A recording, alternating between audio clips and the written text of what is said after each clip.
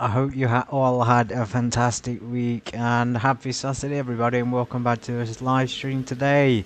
We are having a Balkan adventure from Sarajevo International Airport. We're parked here on the ramp in the Beechcraft Baron 5.8. We're heading on a first leg to Belgrade International, Nikola Tesla Airport, code LYBE, and then after a refueling continuing on to Bucharest, which is LROP. So welcome in, and we're going to get started in the Baron today and do what I'd say is a very familiar flight to us, because if you've joined the channel before in the past, you'll see I've done a flight in the Baron, cross-country flight, and even in a cross-border flight. But since we're in the Balkans, we don't have to worry about borders, we don't have to worry about passport control, and as much as we would if we were going international. So yeah. It's a bit easier to fly. Of course, we're here on the ramp. We're just being dropped off by the car there, and the passengers have been dropped off as well. We are already loaded up actually on fuel, so we're pretty much ready to just depart. All we need to do is just file the flight plan and get going. Now, I don't know if there's anybody actually available on that sim. I haven't filed the flight plan on it, so I have no idea if it's worth even filing it or not. I click pre-file now on VATSIM. I wasn't planning on doing a VATSIM flight since it's Saturday, it's a leisurely thing, but I'll go ahead and do it anyway, just in case there's somebody available.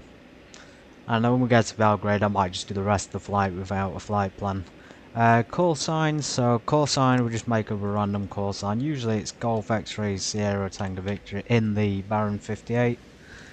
I have turned the microphone down, so if it's slightly quiet, let me know. Off block time is 10 past 5, so about 5 or 10 minutes. We're going to be on time. About an hour's flight, and then layover for 5 or 10 minutes, and then we'll carry on for another hour. So approximately 2 hours total airtime today. 9,000 feet cruising altitude, that's about what we can manage, and we're going on a very strange route. It has given us departures and arrivals. The Viva 1 Bravo to the arrival Anupu 2 Sierra. So I'll copy that, file that, sorry, on VATSIM. Flight plan filed, and I'll copy the flight plan into the notes for you to see as well. So let's go ahead and hop in. I have got two views now, I'll show you in a second. So one view is I call the default taxi view. I like to use this one, although I have switched it slightly higher, so I've started to use this view, so it's higher up. I've been using that for the most part, especially for taxiing, takeoff, landing, etc. And it's just as good. So I'm in my notes on VATSIM, just pasting the flight plan for memorization. Go for Tango Victor. BE58, the Baron 58 today.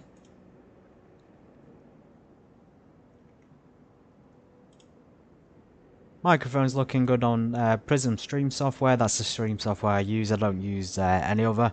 Prism Live Studio, completely free. Fantastic resource, very good. Okay, so we got no one in Centre Airport available. Let's go ahead and check the map. We have got someone else here in the vicinity, but no one actually near us. Q&H, of course, 1013 is the standard pressure. Arrivals and departures runway 29.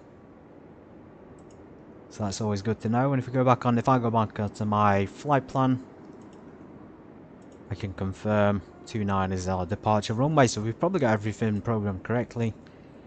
If I want to be absolutely certain about the ATC, I can go onto VATSIM radar, and that should give me sort of an indication if I need to contact them, because you'll see an ATC boundary around your airport. So Sarajevo in the Balkans is actually looking pretty clear at the moment.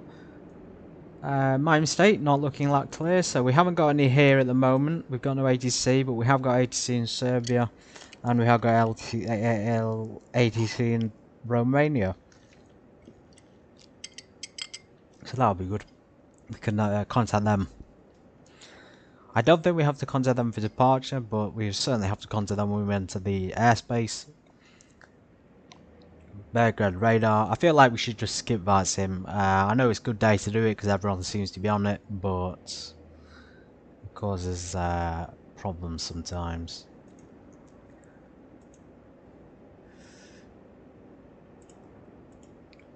Yeah, let's skip it. I think it's much. Sometimes it's better without it. Sometimes it's better with it. Just depends on how you're feeling. I think today we're probably better without it. So let's go and get started. We're going to use the default ATC available with the game. Just paste our plan into there. As you can see, I was doing a flight in the Baron the other night. This is the route. We can now usually can't program the departure, but you can program the waypoints in between. Well, it's allowed me to do it that time, so we filed the flight plan with ATC. Let's start up. So batteries and alternators on. In this aircraft it's a little bit different than usual.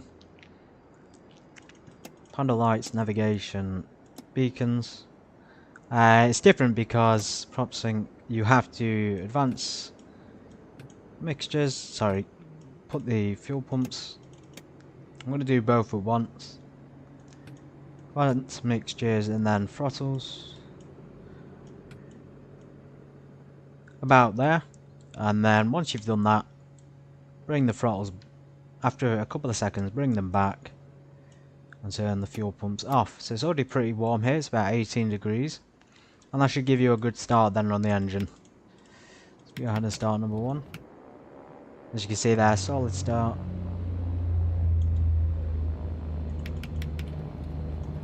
Solid start on both engines, very very fast, very very quick. Cowl flaps are open. Keep them not fully open, just a little bit.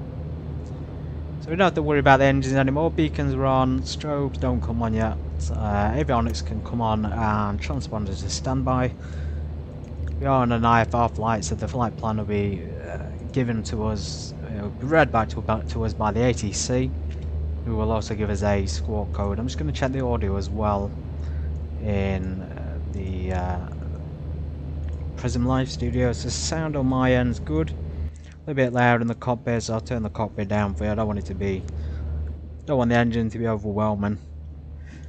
So hopefully that's not too loud for you. Tune ground and welcome in. Did see a few people popping in before, so welcome in first stream or not. Sarajevo Golf X-ray Sierra Tango Victor Hello Beechcraft 58 Baron request IFR clearance to Belgrade. Got a car here in front just randomly crashing into us. Victor, cleared IFR to Belgrade. Routing as filed. Climb via Victor Echo Bravo Alpha 1 Bravo to 5000. Squawk 2606. QNH 1013. Cleared IFR to Belgrade. Routing as filed. Climb via Victor Echo Bravo Alpha 1 Bravo to 5. Turn it on now. Squawk 26. 5,000 feet. QNH We didn't change the altitude, that's why. We can ask for an increase when we're in the air. So that's pretty much sorted. About 700 feet vertical profile in this aircraft. It's quite warm, so you can probably get more performance out of the aircraft today. Flight plan, of course, we need to program LYBE in.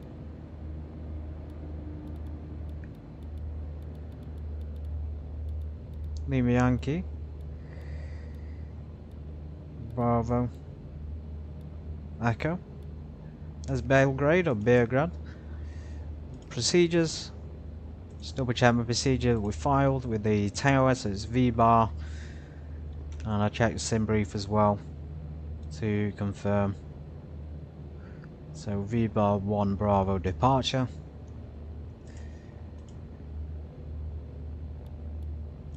So the 1 Bravo departure there. There we go. That's that sorted, and then direct a Nupu for the arrival. Not to Sierra. There it is. So we've already got the arrival for runway. The sim brief's giving us runway 30 right. Maybe different when we arrive. Well, we'll put it in preliminarily enter the data now so we can see it. So there's our departure. Up to the north and then taking a easterly turn there to Belgrade in the northeast. It's the first leg of the journey, everybody. 5,000 feet is probably a good altitude to ascend to begin with. 1013, so we can actually just set standard pressure now by pulling the knob out, or we can turn it manually like this.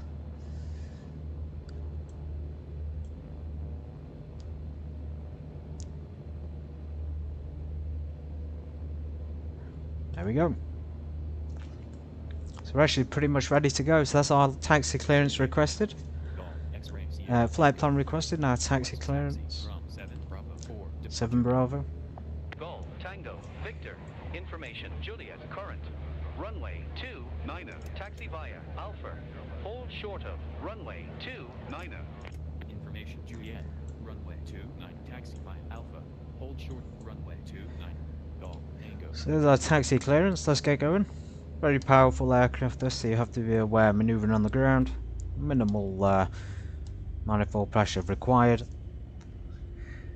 Let's just keep an eye on that. So I tend to keep the box down here in the lower left to avoid having to look constantly back at it. It's easy enough to remember. So it says taxi to 29 via Alpha.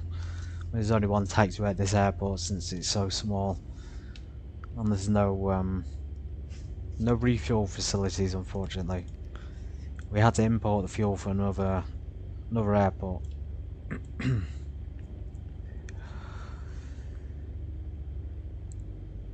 Try and find the way out of this taxi place.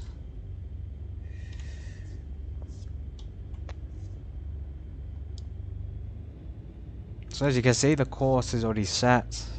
Click at the GPS, it's already set the course to the runway heading, and then I think that's the runway heading, runway 29, just about, not quite on it.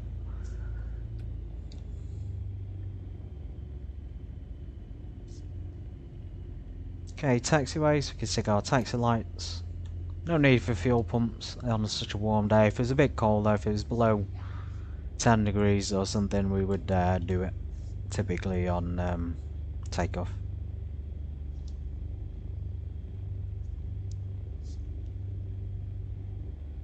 So we've not got much runway here to use. It says taxi 29 via Alpha. There's there's Alpha there, and runway 29. So is he giving us the whole runway, or is he giving us part of the runway? I know he's giving us the whole runway, so it's straight down to the end. A bit of a confusion there on the runway layout. So that's classed as Bravo as well, but for some reason it's got an Alpha on the sign there, so they might want to change that.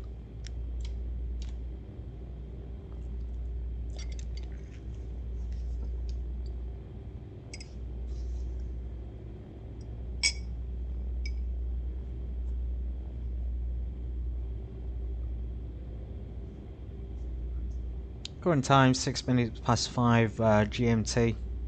Time in the Balkans is probably about 2 hours ahead, or maybe an hour ahead.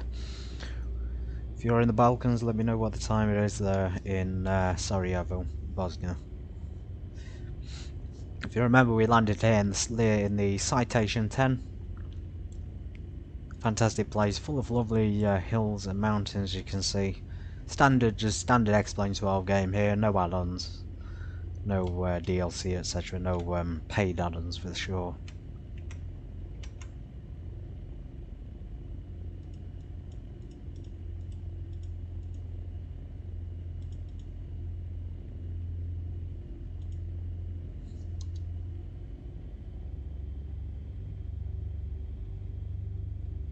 Tuesday 606 is squawk code.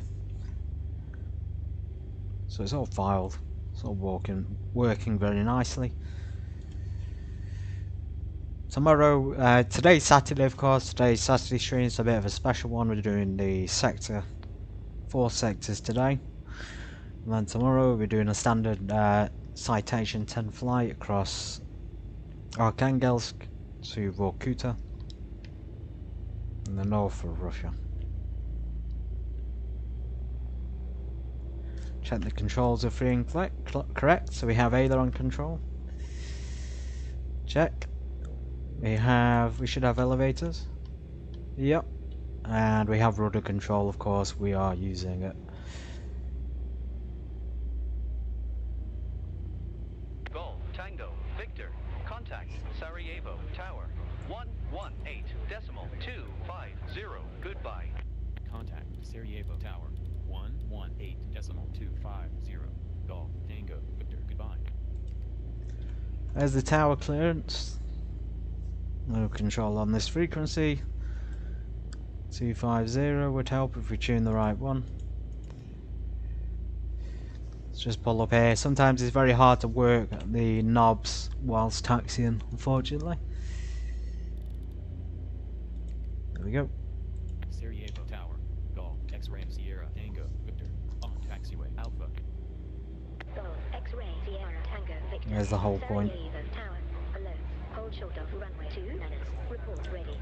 Hold short of runway 29. Will go. Golf, X-Ray Sierra Tango, Victor. Well, we'll hold here. I think we may have gone past the whole point. Well, no, that's the whole point. Or we can carry on, of course, to the runway. When we got clearance, let's just do some pre-checks. So we need our strobe lights on.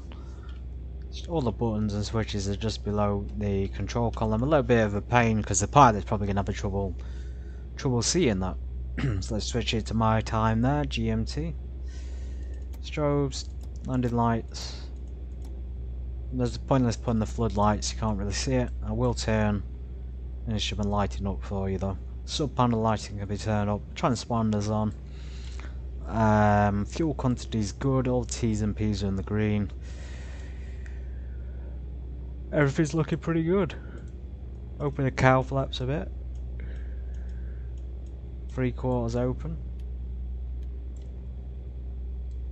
They are ready to start. Sarajevo Tower, Golf, Tango, Victor, ready for departure. Golf, Tango, Victor. Runway 29. Cleared for takeoff. Wind 260 degrees 6 knots. Variable 230 to 290. Runway 29, cleared for takeoff. Golf, Tango, Victor. It's reassuring. ATC's on the ball today. And you'll realise X-Plane 12 ATC isn't the best, but as long as you... But if you file the right things and you stick to what you filed and you stick to what the ATC tells you, it will work.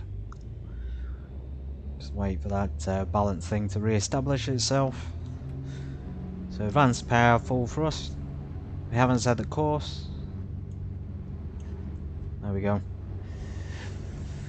There's 80 knots. Rotate. Slight crosswind. Positive rate of climb, gear up. No flaps on takeoff today. Okay, so we should have had the yaw damper on actually, that's my mistake. Always put the yaw damper on for takeoff. We've stuck it on now for the departure. We're going to just climb about 100 knots, 101 knots. 105 just about, that's going to be the climb out speed today. And prepare for that right hand turn soon. See the north east.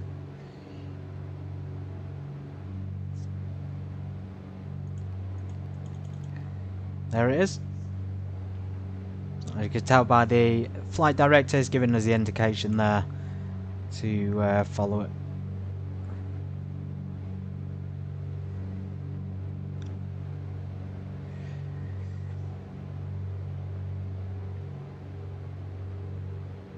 So we're already climbing relatively quickly, so we can lower the nose a little bit. Just bring that manifold pressure back and reduce the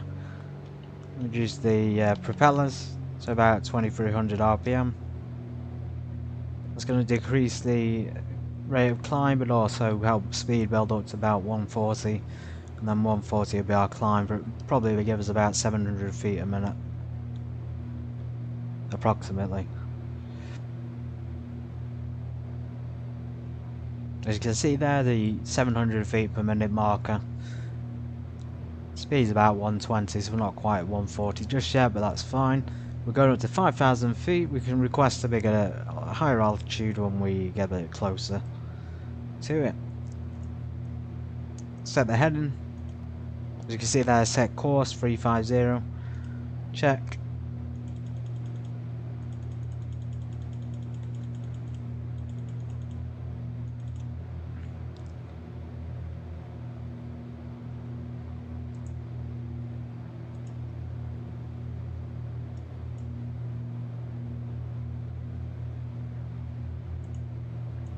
Amazing views though, Sarajevo in Bosnia.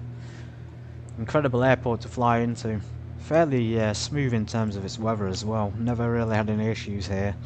You can see there in the valley, the people, they live there.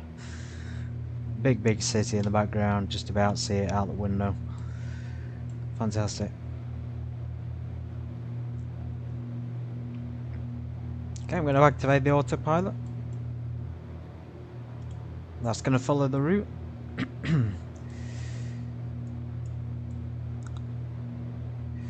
Level of 5,000, I hope.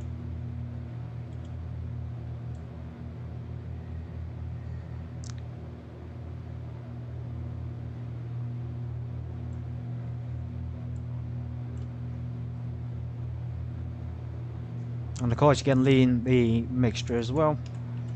Just reduces the amount of fuel consumed per hour, but also just makes the engine more effective if you're burning less fuel, because you're obviously going to want to make it last. On this flight in particular, you want to make it last quite a while. 2 hours in total. We've got about, I think, something like 2 hours 47 minutes fuel on board. 19775. Contact Sarajevo approach 119.775. Golf Tango Victor. Goodbye. Sarajevo approach. Golf X-ray Sierra Tango Victor. Victor Echo Bravo Alpha 1 Bravo. Altitude 5,200. Golf X-ray Sierra Tango Victor. Sarajevo approach. Hello. QNH 1013. Radar contact. QNH 1013.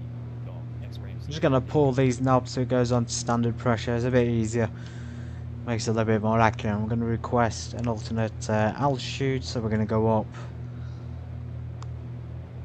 Sometimes it doesn't appear as giving you the options, so you have to wait until you're at your assigned altitude before you can request the change. We're on route though, we're on the right path. We're just descending through to 5,000. Help to build up a bit of speed if we descend as well. Golf Tango Victor. Descend and maintain 5,000. Descend and maintain 5,000. Golf Tango Victor. As soon as it comes available, I'll request 9,000 feet, so we turn the landing lights off.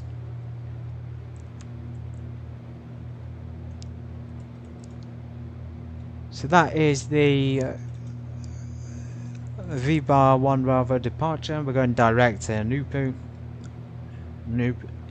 Enup to Sierra arrival, runway 2 in Belgrade International.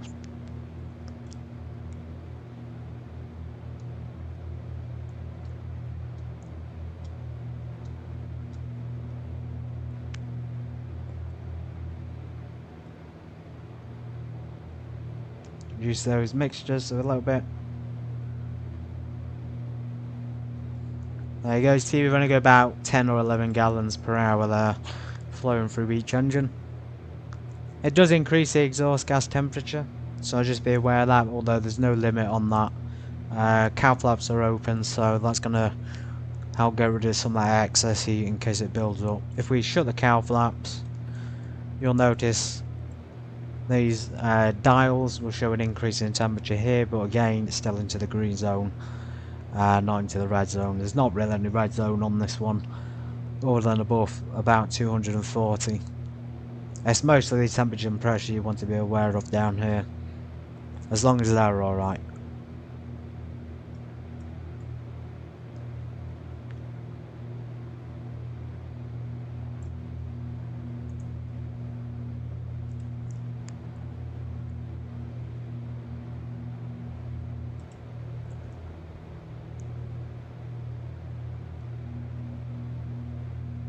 I think at this rate we probably do need a high altitude just in case we crash into the mountains. We're really close to them. I'm doing a U-turn to the east, of course towards V-bar, and then towards Enup.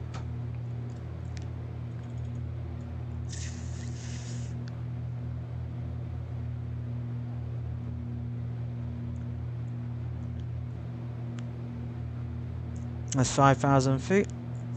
So finally, I usually fly it manually, but I use the autopilot just to demonstrate how it's used. So we're going to use a bit of a higher view is a little bit about there.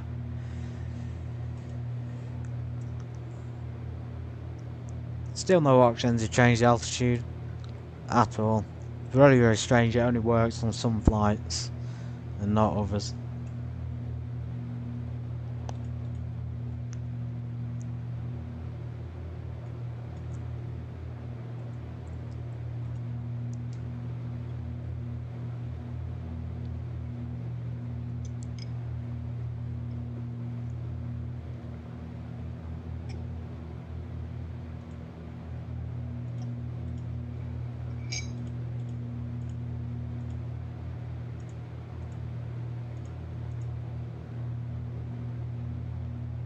Showing some buffering there on the stream. No idea why. I've streamed many times in the past for no issues. I talked about it on the last one. It's probably why I've not been interested in streaming this week. Internet service is absolutely appalling, and it just keeps causing lag on the stream and buffering. Again, had no issues in the past, and then all of a sudden out of nowhere it started to cause some issues.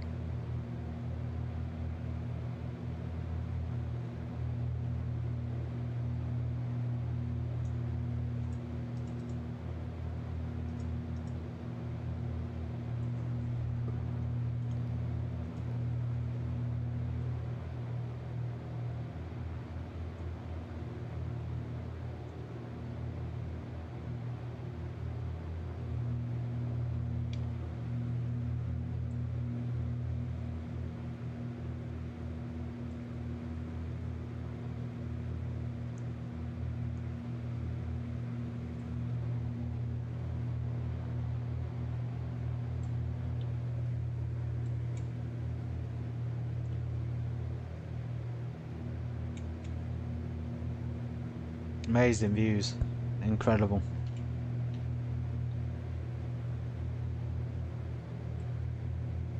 What a shot there of the wing though.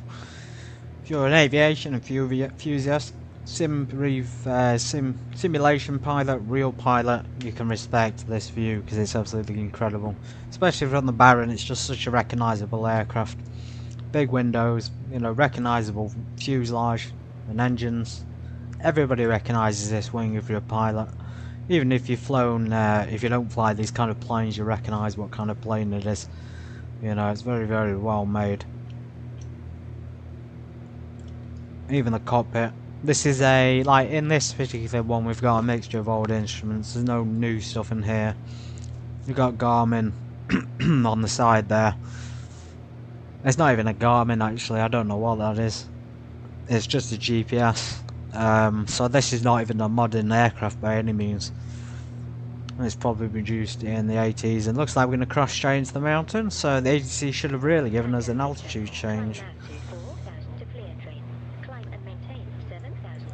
Climb now to 4,000 to clear terrain. Climb and maintain 7,000. Go. So, contradictory information from ATC.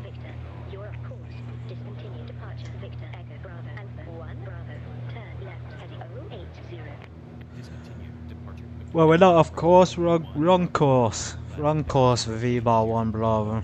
It's just taking us a long way to get there.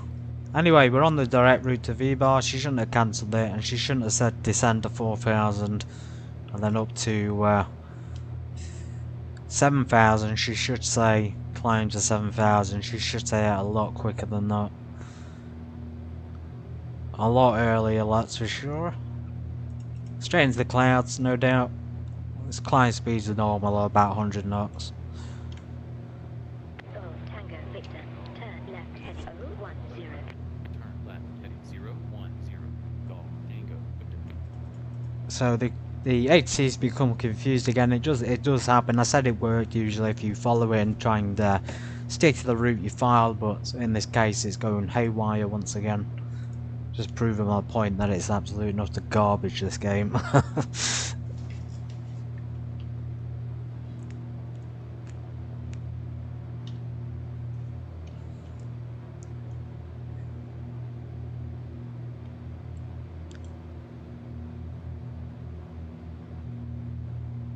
Tango Victor. Resume on navigation. Resume on navigation. Okay, resume on navigation. Fantastic. So we're actually in clouds. Now the rules in this aircraft are flying, you shouldn't really have the strobes on in clouds. So I'll go ahead and switch them off. So we clear the clouds, and if we check on the map, clouds, yeah, cloud level here to 6,500, and when we're at 7,000, which you've cleared. Golf Tango Victor. Descent and maintain 7,000. Negative. I'm going to go up to 9,000 and hope we can get a change of altitude just to clear these. Golf Tango Victor. You're off course. Discontinue departure. Victor Echo Bravo Alpha 1 Bravo. Turn left heading 005. Discontinue departure. Echo Bravo Alpha 1 Bravo. Turn left heading 005. Golf Tango. After she said maintain navigation, she shouldn't be giving me any instructions after that point. Altitude change, finally. 9,000. Approach. Golf Tango. 9,000 feet. West 9,000. Golf Tango Victor. Climb and maintain 9,000. Climb and maintain 9,000. Golf Tango Victor. Fantastic, so that should clear us of the clouds, because the clouds are only going up to 6,500 feet. That's the departure we've done. It would have made sense to just go down this airway here towards the DME and then take the easterly route. There is a lot of clouds en route, as you can see.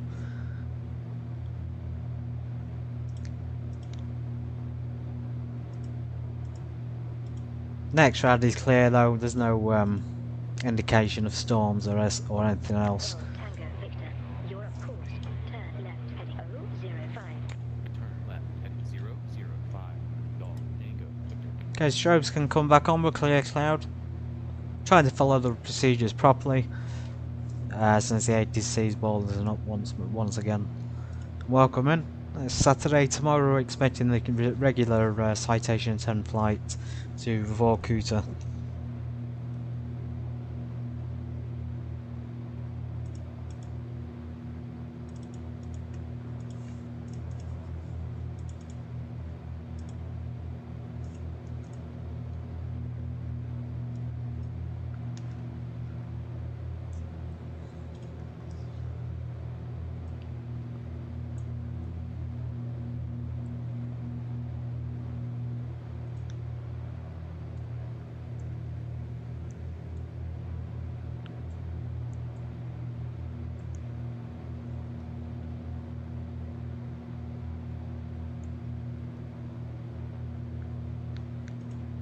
Golf Tango Victor.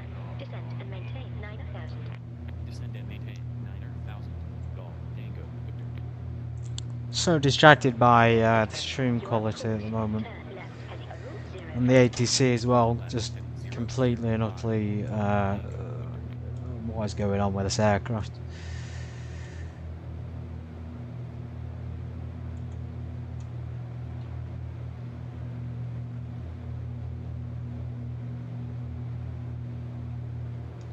Anyway, we're going to keep that manifold pressure high. At the moment it's full. They're giving us about 2,000 on the manifold and 2,300 on RPM on the propellers there, just on this small dial here. So you can see there, just over 2,300 each. Fuel flow can actually be reduced again, so you can reduce the mixture, giving us about 10 gallons an hour. You don't want to go any more than that, or you could probably bring it down to about 9. But I'd say that's pushing it, so maybe between 10 and 11 is the sweet spot. So as you can see, the temperature there has increased since the cowl flaps are closed. Turn left heading 005. Turn left heading 005. Golf Tango Victor. Well, we're on course, everybody, don't worry. There's V-bar. and then in Nupu to Belgrade Airport. It's not actually going to take us that long to get there. I know I said it's about an hour's flight time, but at this speed, so it usually says a cruising at a speed of about 180, but I've never been able to achieve that in this aircraft. It's near impossible actually to do it. The only way I can see somebody doing that is if they have their propeller settings at 2500 and they're cruising at a lower altitude, and really you shouldn't have the engine running at such speed for such a long time, especially in the Baron. It's going to cause issues.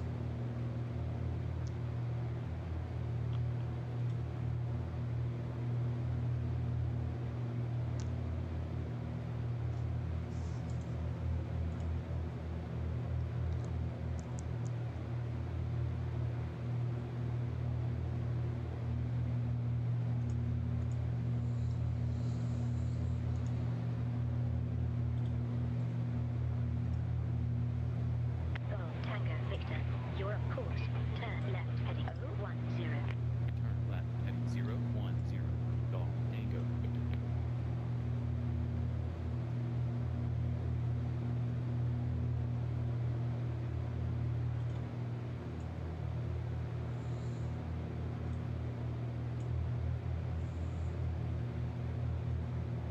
I don't know where they're telling us to turn. They're telling us to turn the completely wrong way.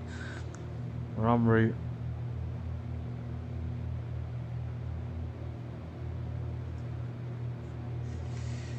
Anyway, welcome to the Baron. If you're not familiar with the plane, not familiar with my streams, it's one of the ones I fly on a semi-regular basis, along with the Citation X and 737. Appreciate the stream is difficult to watch because of the lag. I can't do much about it, unfortunately. It's just poor internet.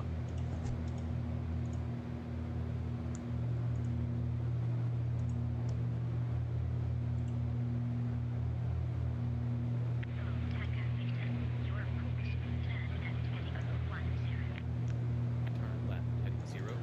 I'm going to go ahead and cancel the ATC. The ATC is unlikely to Sarajevo. get fixed on any update. Cancel I suspect the creators are too busy off in their own planes to care about the game. Okay, so she should have just left us alone ages ago. So let's go ahead and tune 7000. Maybe Vansim was a better choice.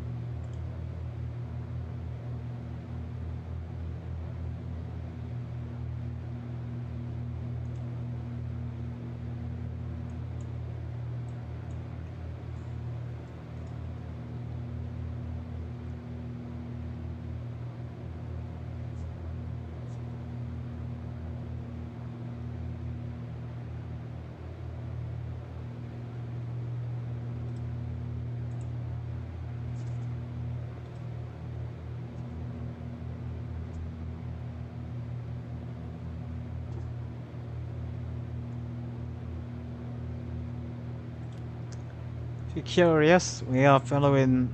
I'll show you on the iOS. The grey stuff is clouds. We're well clear of clouds at this altitude. Could say we're high off R, but we're low for now. Straight to V-bar, as you can see, and then a left-hand turn.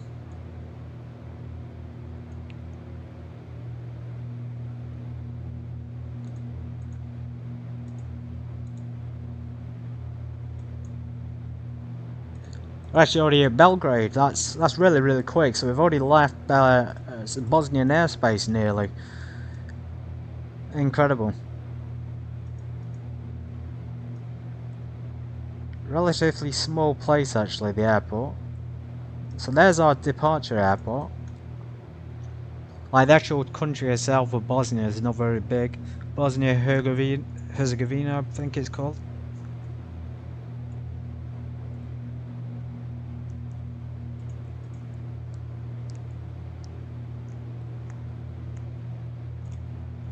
You could tune that into the DME and it'll point towards it. Tune into the second one, you can see just down here the instrument is aligning with it since we're on course.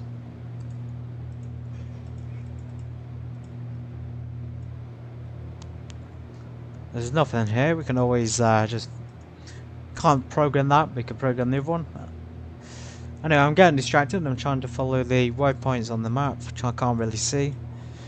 Got some of them there.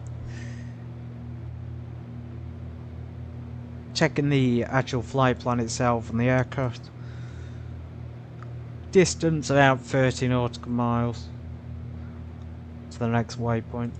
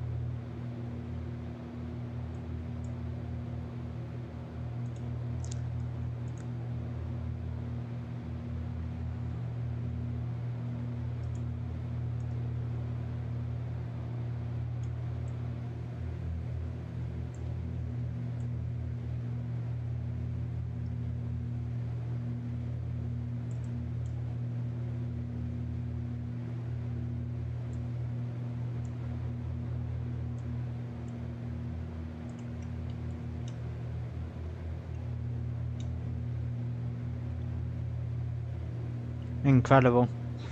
What a screenshot that is. That's a fantastic thumbnail right there. Please take that as a thumbnail YouTube for this video. And amazing lakes and just valleys weaving through the Balkans. I'm almost at 100 frames per second there. That's incredible.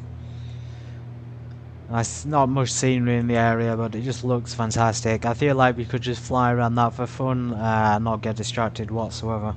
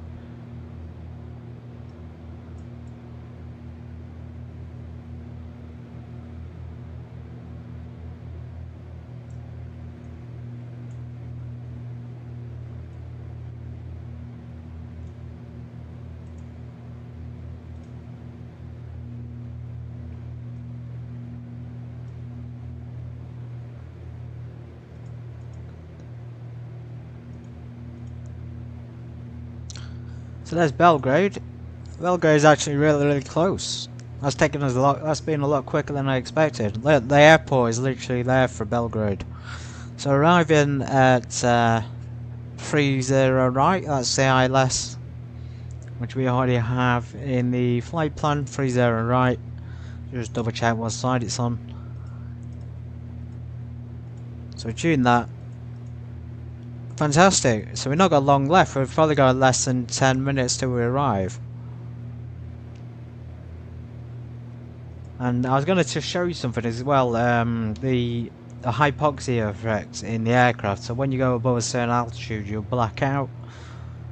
I want to show you on this plane while we've got a bit of time. So I'm going to start ascending. I think it's about 12,000, but in this aircraft it seems to be above 9,000. You start to feel the effects of it. So we'll keep climbing. When we get to when we get to blackout stage, we can put a oxygen mask on, and that should help bring the pilot back. Although realistically, in this plane, there's no oxygen mask. There's no backup supply, but usually the Baron would be pressurized anyway in the modern aircraft, and it would be upgraded with such features.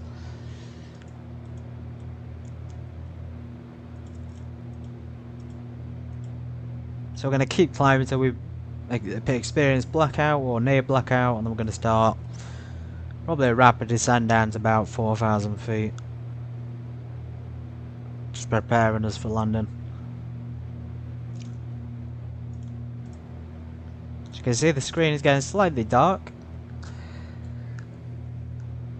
I don't know if that's just the cockpit or not, but it feels like it is. It feels like we're losing a bit of consciousness.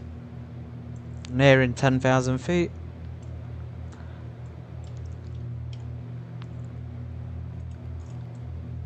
So according to the map, we've still got a good way to go for the airport. As you can see, we're going to go downwind and then join.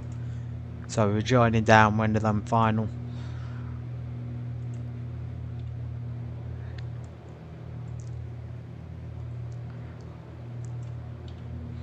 Everybody breathe deeply.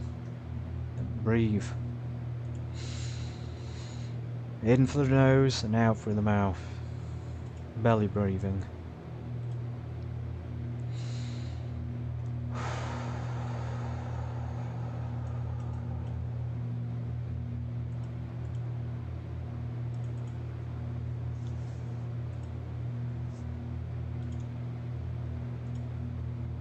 Still doing pretty well. It's started to rain at 10,000 feet. Looks like stormy weather potentially. Next ride doesn't look got anything on it, we just have clouds and rain, so nothing serious. When it starts to show green or yellow or blue spots, like down here, you got a bit of a blue spot. That's a potential worry. That could be a build up of a, storm or something that's starting. Just off to the right there, just off to the east. So you can see the clouds darkening up in themselves. It looks like just standard rain clouds. Trying to focus while we climb. But yeah, there's the rain effect. If you sit in the back, you can see it more clearly. And the passengers will black out as well as we climb up. I love the rain effects on the game though. That's one thing that they did very well.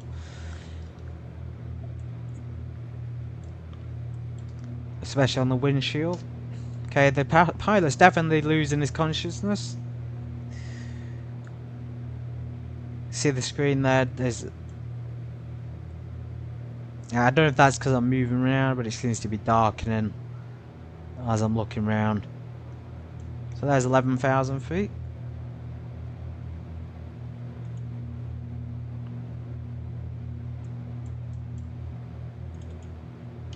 Climb a little bit quicker. They say 12,000 is the maximum. Let's see how long we can last.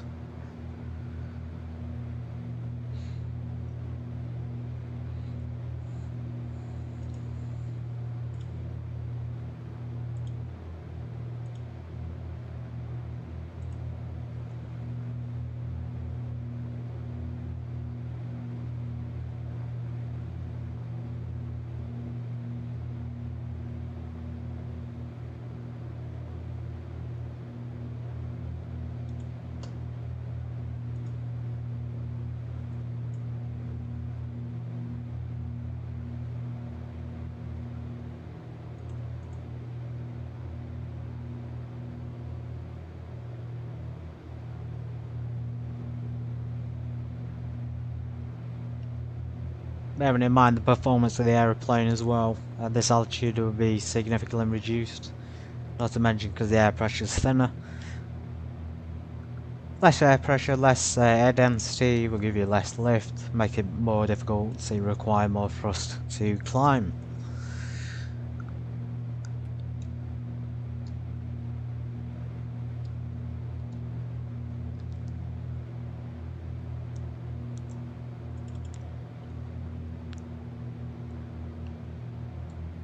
Maybe we could have cruised at 12,000 feet. It seems like we would have been absolutely okay to do so.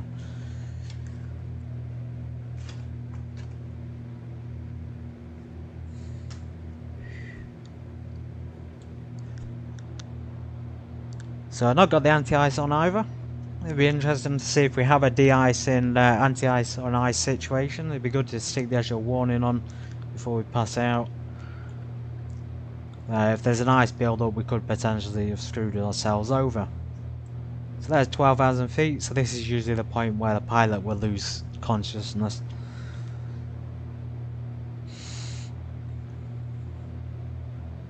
Remember, when we do, we're going to descend rapidly and stick the oxygen mask on.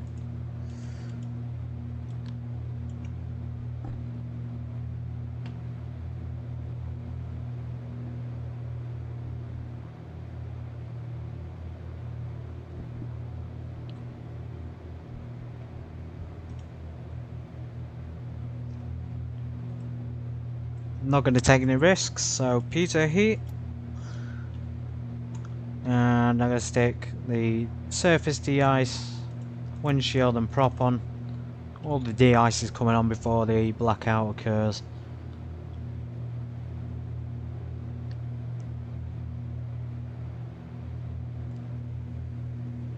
Nothing yet. Absolutely nothing. I actually didn't think this plane was pressurized, but it's acting like a pressurized plane. There's no pressurization option that I can see in the aeroplane itself. So they're almost at 13,000 feet.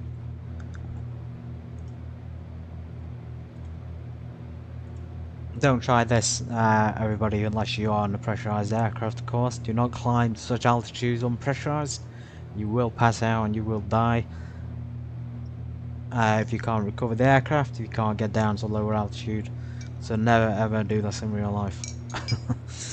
Common sense, really.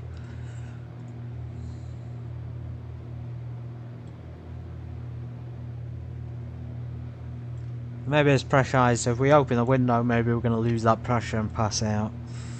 I don't know. There's no air conditioning either. We have the levers down here for increase in air. Cabin air accessibility don't work, which is a shame. It would be good to have them working. And then co-pilot air on the right as well.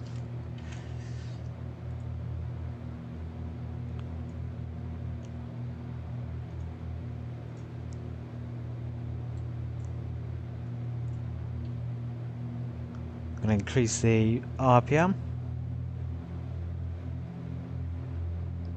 About 2400.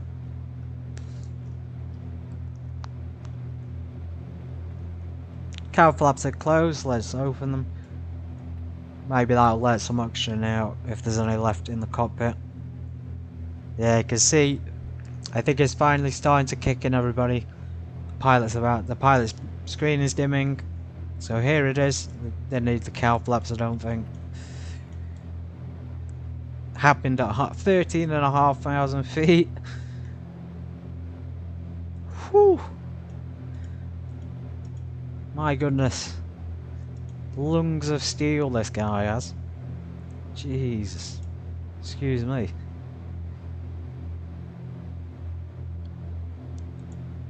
He's still alive. It's got to be the cowl flaps that caused it. No. Don't be afraid, everybody. It can't affect you. You're only watching for the screen. You're only watching for the screen, so it can't affect you. Do not worry. Oh man, he is really doing well, this guy. He must have been a diver in the past, because his lungs are iron.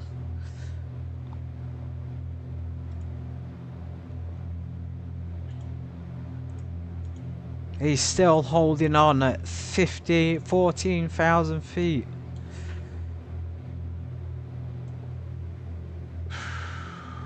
Not gonna lie, it is a little bit difficult for me to see as well. Okay, now the screen is really dimming out.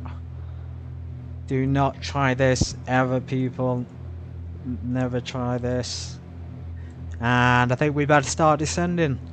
So there's a descent. We can't see much at this point. We're blacking out. We're going to reduce that as an idle and feather the props. We're on a rapid descent down to 4,000 feet. That's a real rapid descent. That's almost vertical. Let's just slow it down a little bit in case we shear the bloody wings off.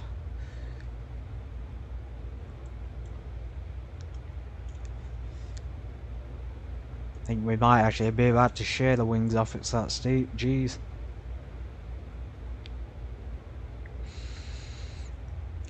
So you can feel the oxygen coming back into your lungs, or he can at least, the pilot. Now he's below 11,000 feet.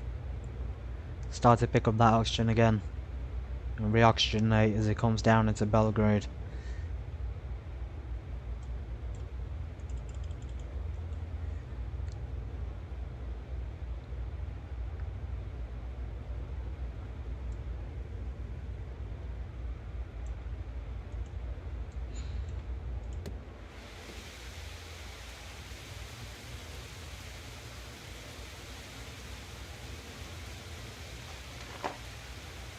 Okay, that window open, we want the fresh air coming in.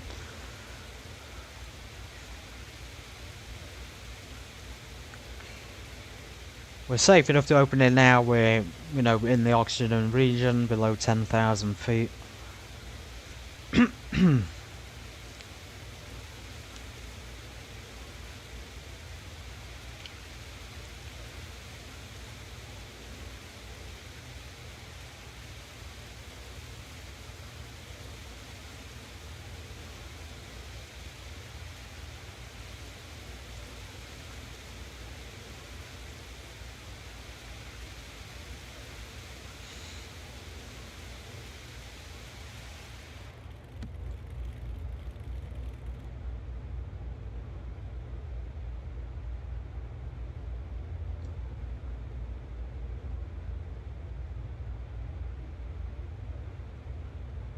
Make sure you increase that mixed rich, actually increase it, because when you idle and feather the engines, you see the fuel flow drops.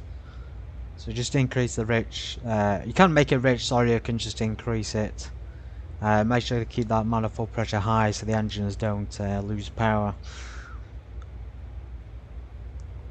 If you idle them like I am, or feather them, then you get a good feathered descent. If you pull it all the way back, it's going to change. Like, it's going to do the feathering to a more serious extent, and it's going to change the angles of the propellers. And then it's kind of hard to change them back after that, so you don't really want to go all the way back with them. Anyway, ETA to Belgrade, not long now, we are pretty much there. We got another 5-10 minutes in the air at the absolute most, and then we're touching down for a little bit of a half-time break, where I'll get myself a drink, etc., and we can all take a refreshment step away while I prepare for the next step to Bucharest Airport, LROP.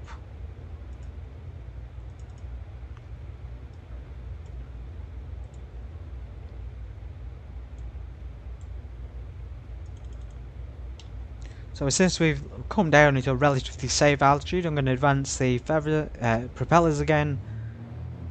Give us about 2300 RPM. Keep that manifold pressure at 21 to 2200. Your damper's going to stay on until we're on close to the runway. Of course, the descent can be slowed down as well.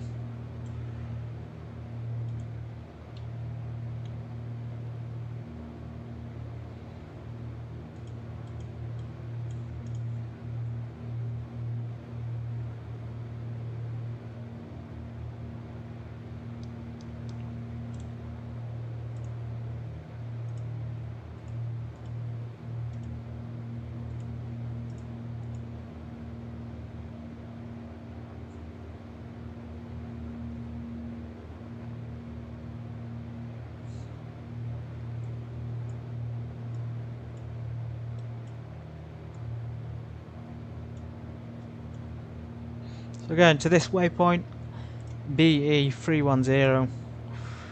We're following a convoluted approach down the BE path towards final there. You can see it ripand down, and that's the one we're going to be joining. So downwind join, and downwind is when we do our downwind checks for landing. We can slow our speed down because we're going nice and fast. We could probably slow down probably below 140 you would think. And naturally when you level off the speed will decrease as well. So let's get down to 4,000 feet, we'll level off, and then when we come down to a bit closer to the runway, just light downwind, we'll descend down to 2,000 feet.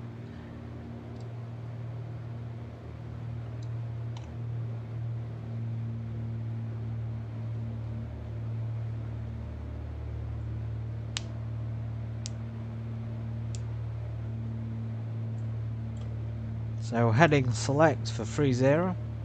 That's the runway heading. I'll set the course for the same thing. 30 right is final runway. There's that turn onto downwind. We should be able to see the runway, the airport actually within a couple of minutes time.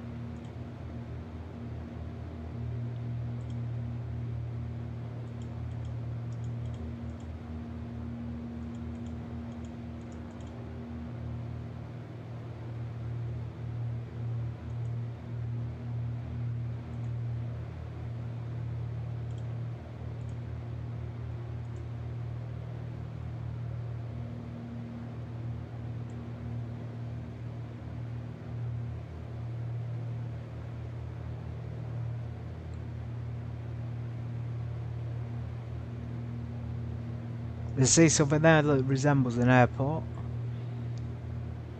Might just be a road in Serbia. Very flat lands, not really much to look at until we get into Belgrade territory, so we'll level off here and prepare to land. Usually down when you stick flaps down. You can do it above.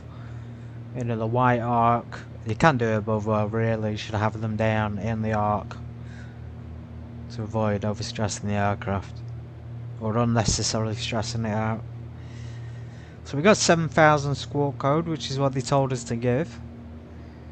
Let's see if we can contact Belgrade approach.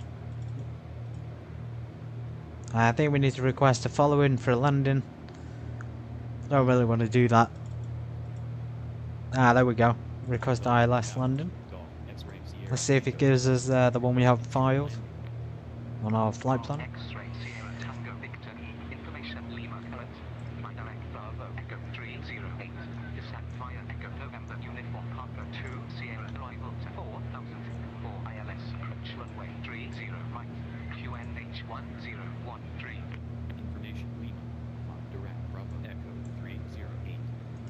That's the arrival we want to do. That's the arrival we've already got planned on the computer and the.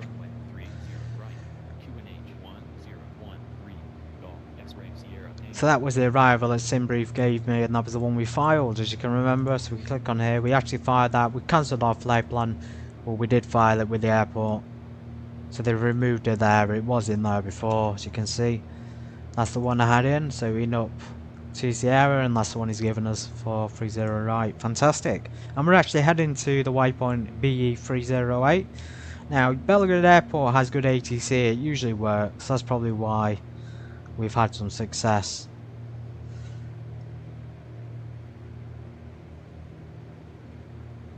On this sort of arrival. That is the airport. I thought it was. Looking pretty empty from this distance, but it's definitely one of the better airports in the game. The Balkans are very nice to fly around. I'm gonna go ahead and take the anti-ice off.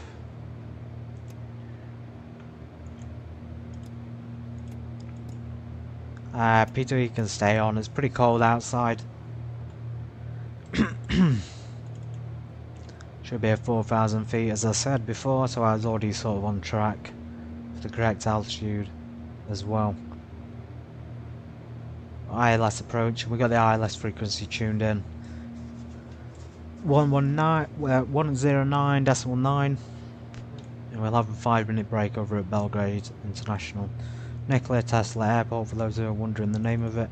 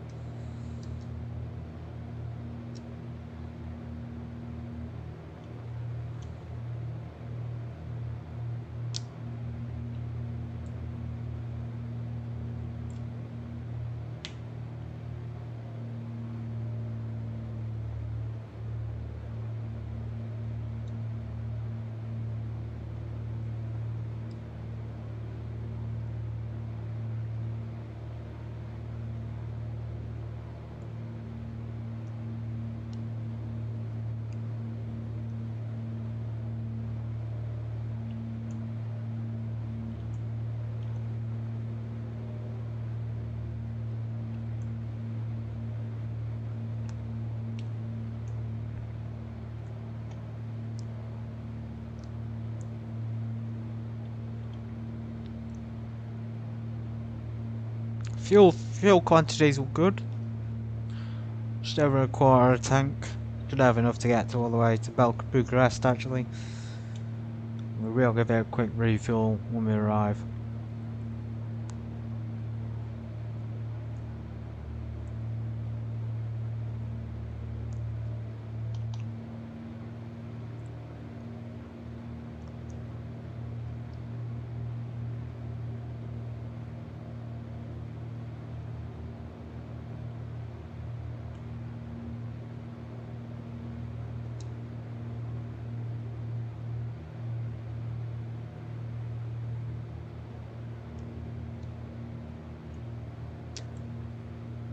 So you got a bit of convoluted route all the way there. I'm wondering if we can skip it because this might take a while to get there.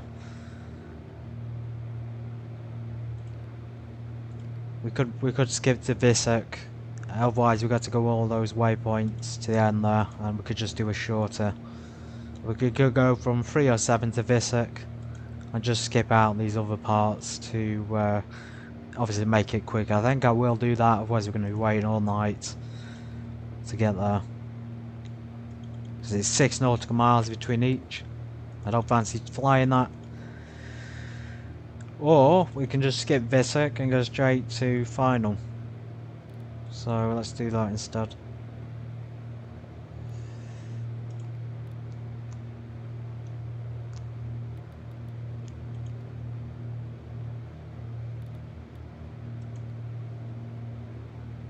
Activate. There we go.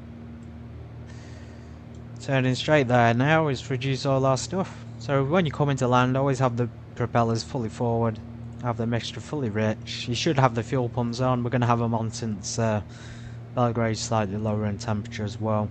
So we'll do some of those checks I was talking about before. So we're going to stick the first of all the mixture to rich. We've reduced the manifold pressure. We're going to increase propellers fully forward, so that will increase the drag by changing the pitch of the propeller. Landing lights on and fuel pumps on. Pitot heat can stay on for now as well. Your damper's going to come off for landing. So before landing, check there's 1 notch of flaps for approach.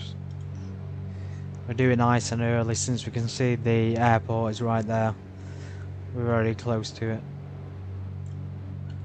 That'll bring our speed down below 140 as you can see.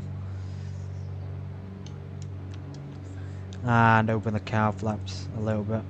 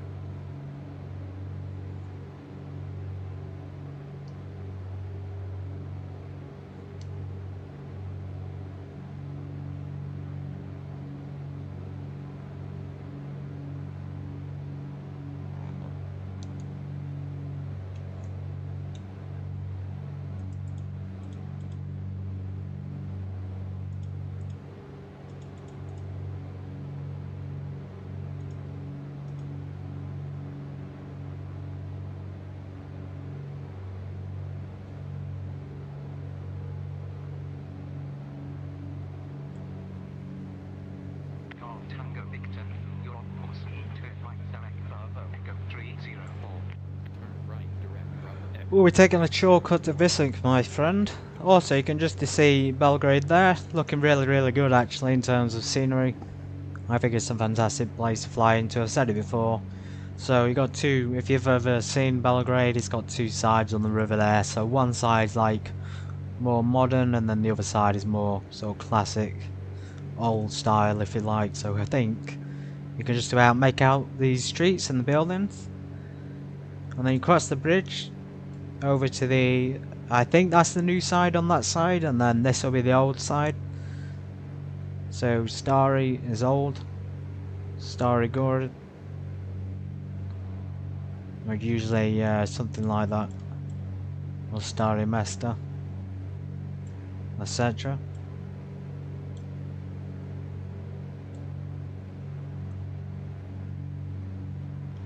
We're going to be flying right over it, we'll be able to see it. For some reason we've ascended, let's descend. I don't know why I've been so distracted, I've just been flying the plane really badly this whole time, so yeah. Reduce that manifold pressure and we could descend, just keep descending out to final. That should give us localizer. You're on course. Turn right, Sarajevo Echo 303. Turn right, direct Bravo Echo 303. Golf Tango Victor. Ignore ATC everybody. Again, I'm probably going to have to cancel, I shouldn't have even asked Belgrade Tower. for approach clearance from them. Request cancel. It's just too much of a pain, isn't it? Tango Victor, approach clearance cancelled. Resume mode navigation. Approach clearance cancel. Okay, so we have got a bit of a hazard. Now, no birds I hope, but we have got a sun hazard which can Traffic service cancelled. be fatal. 1000.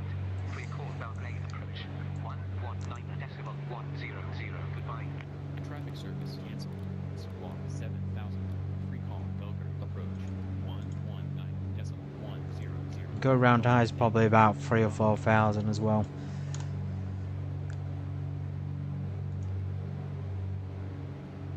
Okay. Switch that to navigation.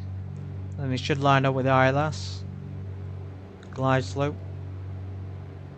Should be intercepting it. We're descending now for it. We can reduce manifold pressure down. Even though we've cut the manifold pressure, it's still got a high RPM.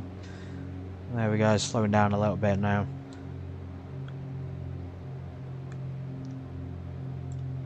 That's the river I was talking about, and then it separates the new from the old.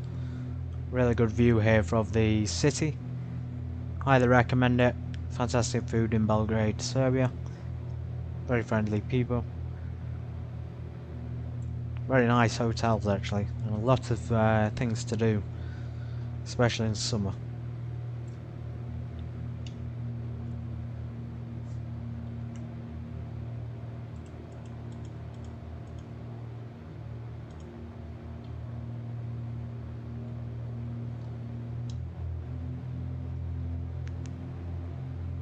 Says the ILS glide slope, these two yellow arrows indicating our vertical speed. So I'm going to select approach on there, and that'll follow the ILS glide slope down to the runway. About 7 nautical miles now from it. We will pull the gear down to within 4 nautical miles.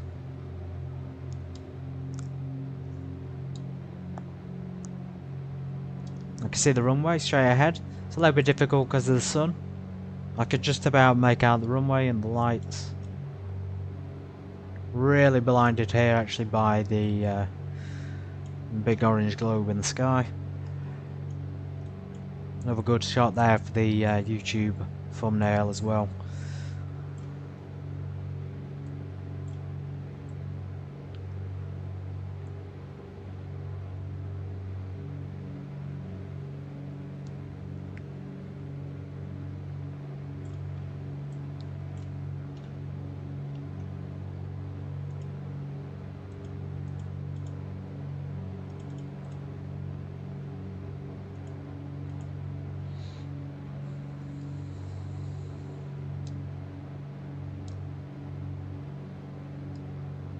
Gonna try and bring that speed down.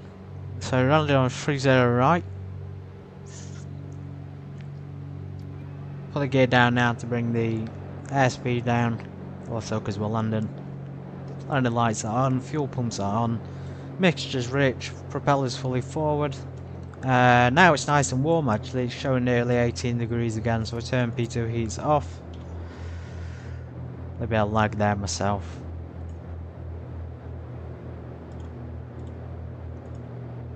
There's the outer marker. Full flaps. Maintain under 100 knots if I can. This is always going to be too slow, but ATC's given me this approach speed before, so I'll stick to this on this time. In general, in real life, you probably wouldn't do this at this speed. It's way too slow. You want to be around 120 or over 100, but at least over 100 on final, because the aircraft, of course, you've got winds and things, and you've got heavy amount of drag there. So we're here strong headwind of 13 knots, so it's even more important to maintain that speed, because a strong gust of wind is going to knock us back 10 to 13 knots, isn't it? So that'll put us well below 80 knots, which will probably kill us. So probably crash and storm. As we get close to the runway, I'm going to disengage the autopilot. It's really, really loud actually. Sounds like that window's still open.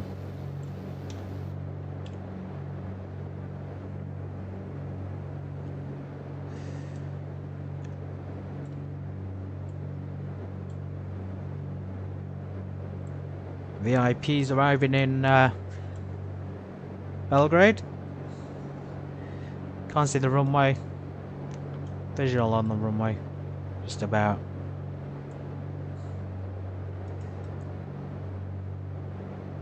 Let's keep that there so we can see where we're going. Loads of houses though before you land. There's absolutely tons. I would not want to live under this part of the airport or under this approach. Okay, here we go. So autopilot off.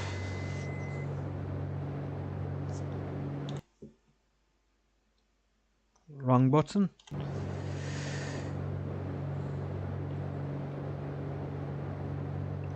Yeah, strong headwind there. Just pushing us all over the place. So you can see, keeping that speed nice and high. Trying to maintain the glide slope.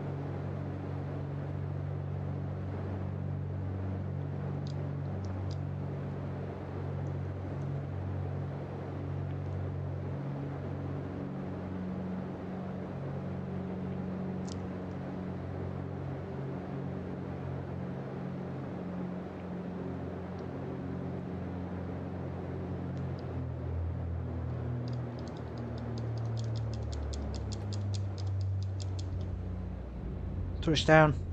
Very smooth touchdown. Bit of smoke there on the runway, nice and dry, keeping the burning rubber tyres in shape. So flaps up. And the taxi to the next one. Taxi lights on. And the lights off. Fuel pumps off. Very good touchdown. A little bit windy, but we did it. Alright, ladies and gentlemen, we're going to stop here for 5 minutes. I'm going to park up somewhere, turn the aircraft off, and then get a drink for a 5-minute break. Or maybe 3 or 4 minutes. I'll give everyone a time to refresh themselves.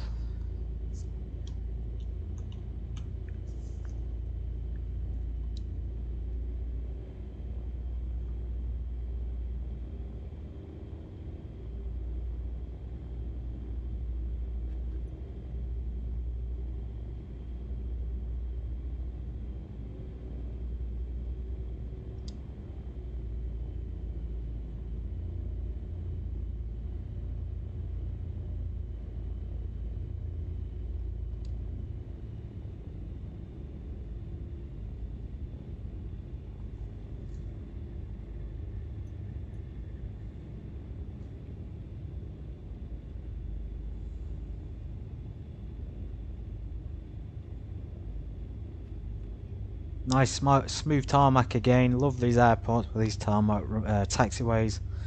Really nice to use them. Just makes a hell of a lot of difference from the concrete. We can technically park anywhere. We don't have to go all the way up to the terminal or up to an official stand.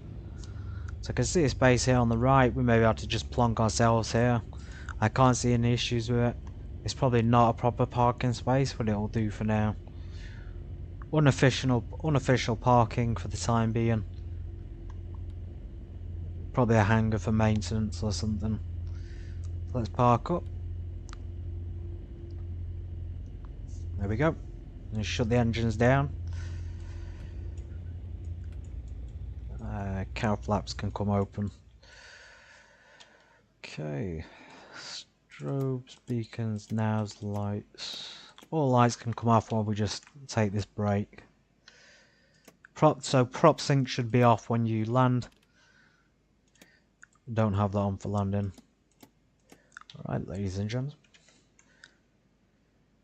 Welcome to Belgrade. We're going to take a 5-minute break from here, so please feel free to get a refreshment, a drink.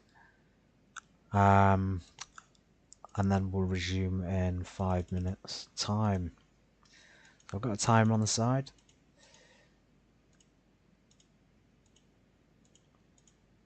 Yep, go get a drink, have a nice little refresher, and come back. So see you soon.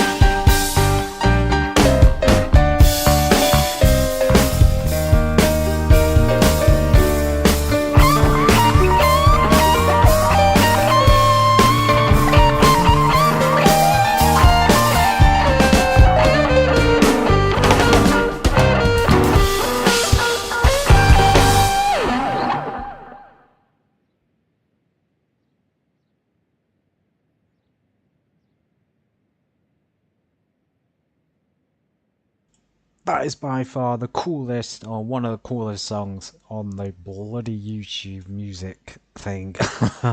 Anyway, what an introduction, or what an outro, what a song to come back onto the stream. I hope you had a great little break, everybody. I'm going to carry on now from Belgrade, Nikola Tesla Airport, Lima Yankee Bravo Echo, onwards to LROP, Bucharest International in Romania, of course. Code ICAO is Lima Romeo Oscar Papa.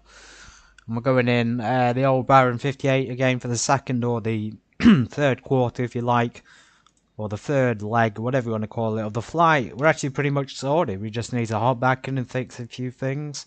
So fuel wise, so we're still on standard QNH this entire time, despite having, you know, at least it looks like nearly 18 degrees. So that's really surprising. Really surprising there. Excuse me. To see that. So we got 145 kg.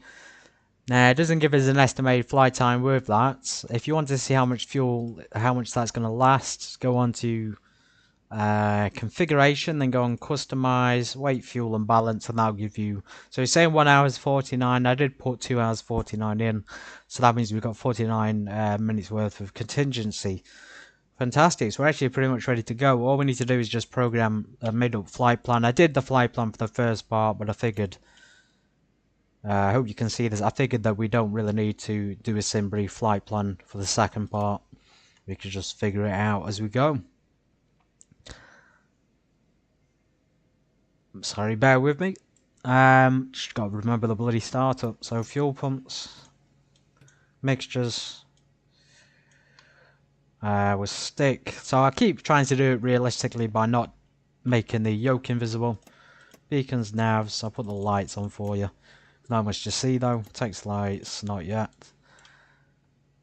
Need that trim wheel neutral as well for takeoff, and then reduce it.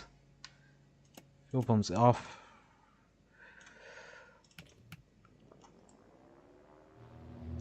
Really quick start down the left engine. Same as the right engine as well. Burst into life indeed.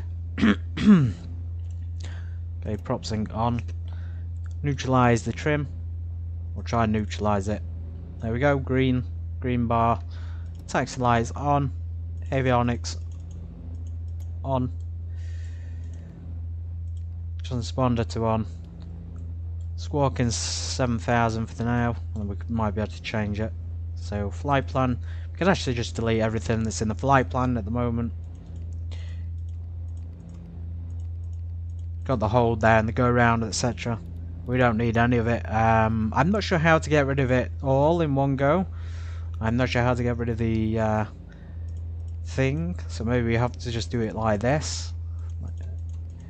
So there should be an option to clear all,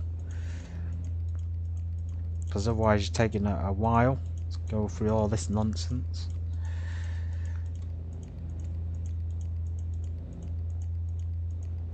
Okay, so I suppose it needs something in there, so we'll program it in LYBE. That's the airport we're currently at. Bravo Echo, of course. Yep. And we want to head to LROP.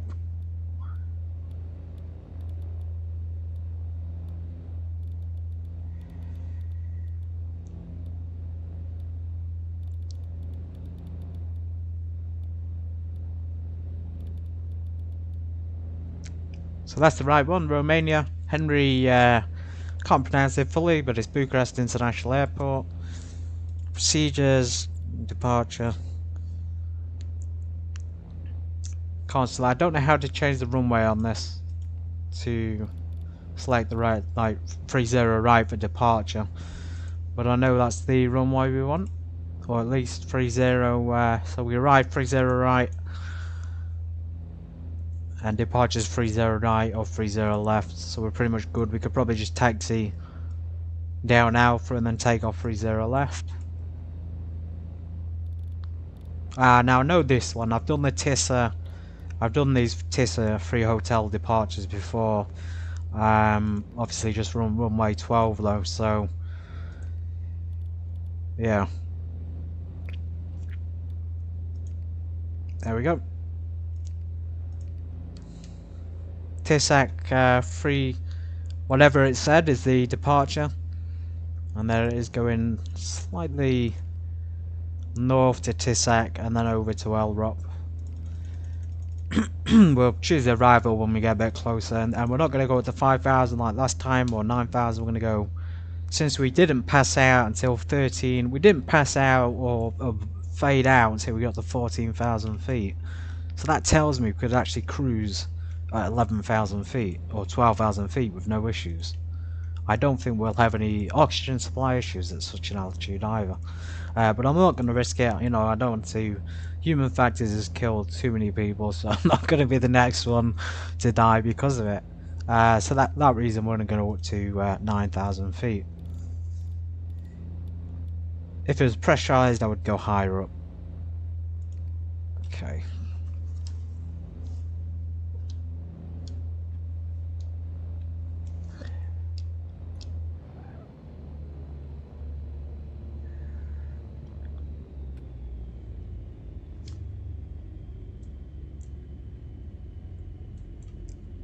Flight director on the navigation. Select GPS. Yaw damper. Wait, I'll turn that on at the runway.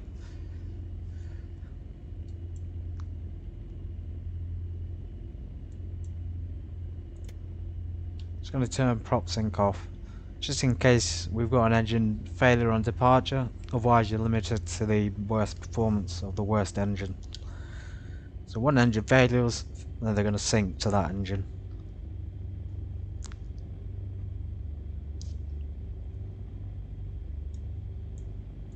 Very, very bright though. I think it's just my my computer's right in the light at the moment, but it's looking super bright in Belgrade as well.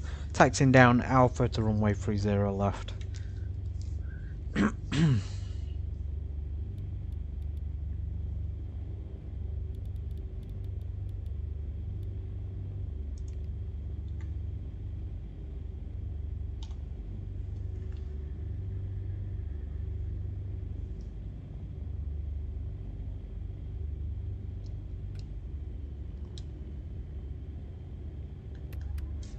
Flight control check. Elevators. Ailerons. You perform this on the ground as well when you do your walk around. Flaps. Symmetrical deployment on both sides. We don't need flaps for the takeoff though, we've got a long enough runway. No need to climb out steeply on this either. We'll probably climb 101, 105 knots like usual. Straight up to 9,000 feet.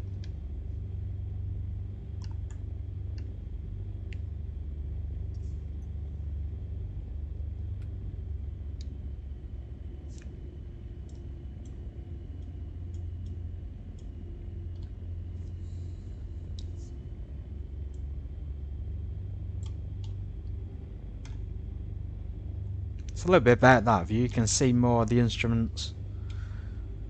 You see much more of the plane as well. We probably don't, in fact we probably don't even need the entire runway. We're in a Baron.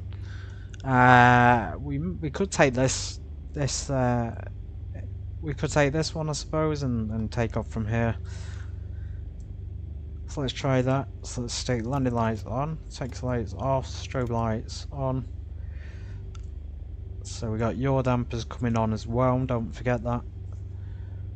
Leave the prop sync off till about 1,000 feet in the air. I know I should have it on before takeoff, but just in case of that engine failure thing, you know, my personal experience is you don't want to be syncing the engines if there's going to be a problem. Potentially. So an active runway, so we check the right, clear the right and left, so we read back correct. Cross check with the co-pilot. Didn't tell you, but we have got a co-pilot today and we have got 4 passengers on board as well, so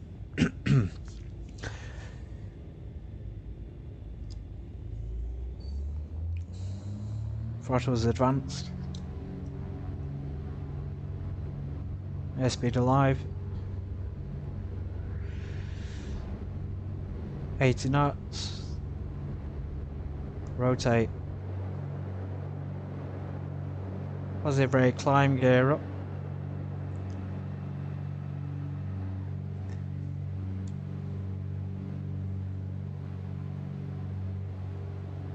Remember, we're looking for about 105 climb out speed.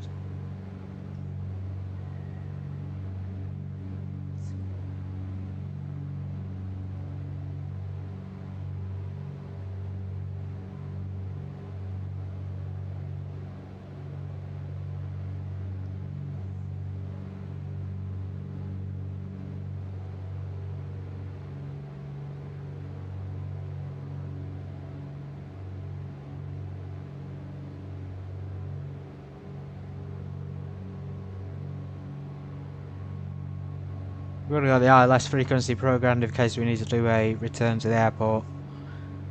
Should we experience an emergency? It's struggling to see myself, so I'm going to stick the course. I should be on our heading. About there. And reduce the pitch. We should be able to reduce that manifold pressure as well when the speed builds up. Reduce the propellers. Ever so slightly on the manifold. Remember, it's 700 feet a minute at 140. Kind of what we're looking for. Can't always get it.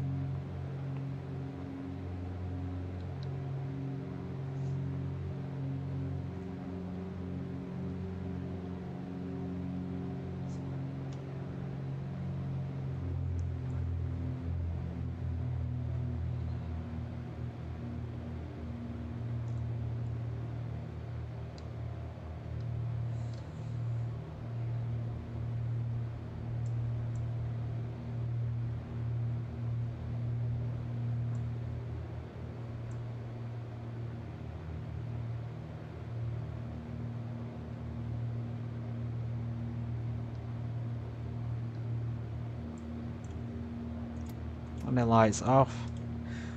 Autopilot on.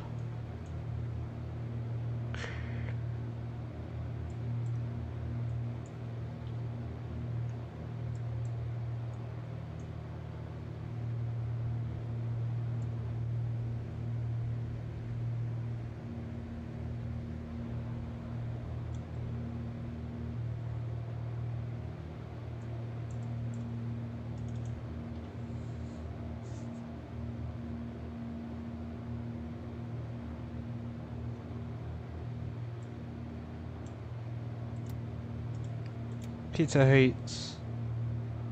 Windshield heat. We won't say prop heat on just yet. It's looking colder than Bosnia, though. We're certainly approaching 0 degrees already, so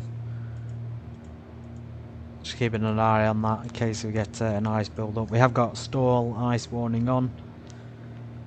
I'm going to go ahead and stick prop heat on just nice and early, although we managed absolutely fine early with no shiz.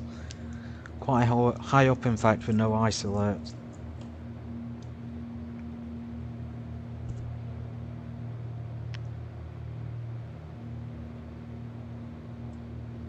So Tisek is the waypoint, and then after Tisek we take an easterly turn to Bucharest.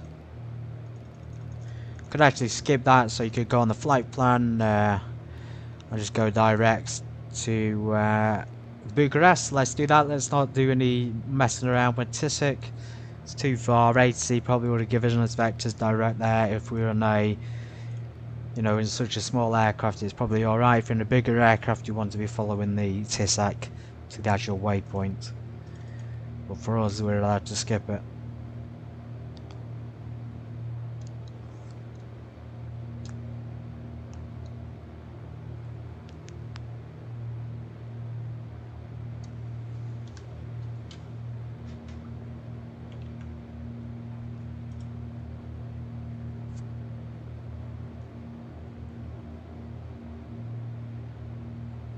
Great to see you here, find us. I'm glad you've been watching this stream. One of the regular chats. If anybody's new here, find us as regular. on the streams. Pretty much every stream, I think.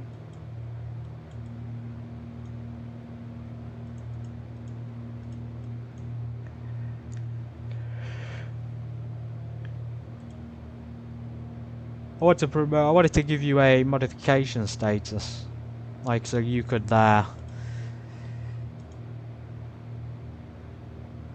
moderate the chat if you wanted to find us. You could moderate for me. Although to be fair, I don't have very many subs, so it doesn't make too much sense just yet.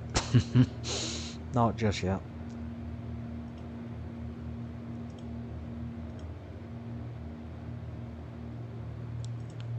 Keep receiving contradictory information, but the stream's looking fine, and then it just keeps saying it's too slow. I don't know what that means. Anyway, viewership peaked earlier about 6:30. So welcoming all those peaky viewers, especially any Belgrade, Serbians, Bosnians, Romanians, more than welcome.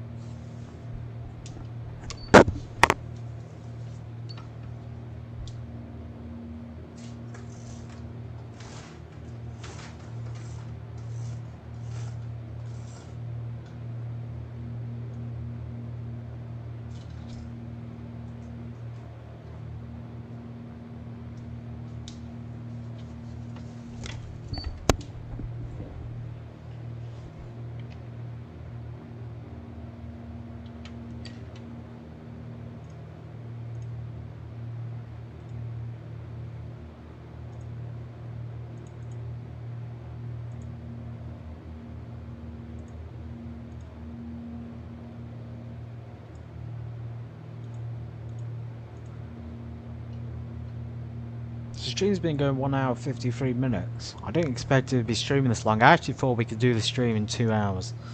1 hour for the first quarter, one sector, and then another hour for the second sector, but it's worked out a lot longer than I hoped. We actually started about 5 o'clock. Just about 4:45, so yeah, just under 2 hours.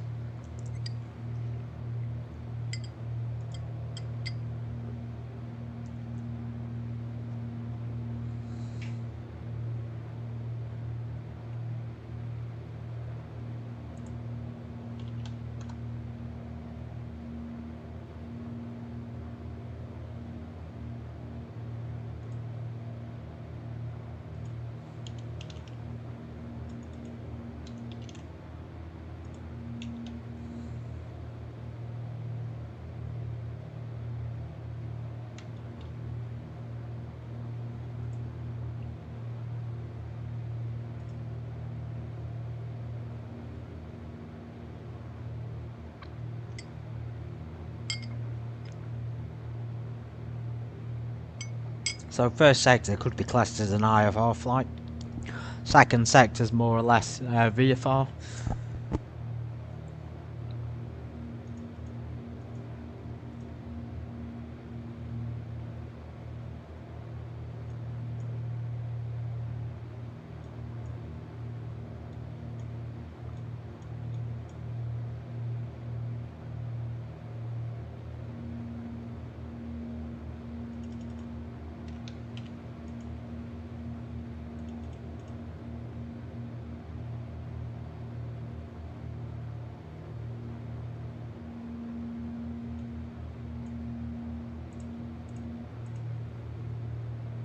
Indeed, on the way to Bucharest, find us from Serbia Belgrade Airport.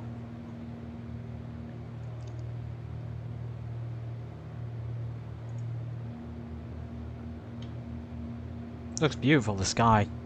Good time to fly over, I think. Golden skies there, nice and yellow. We are at 8,000 feet, we've got about 1,000 feet to go before we level off.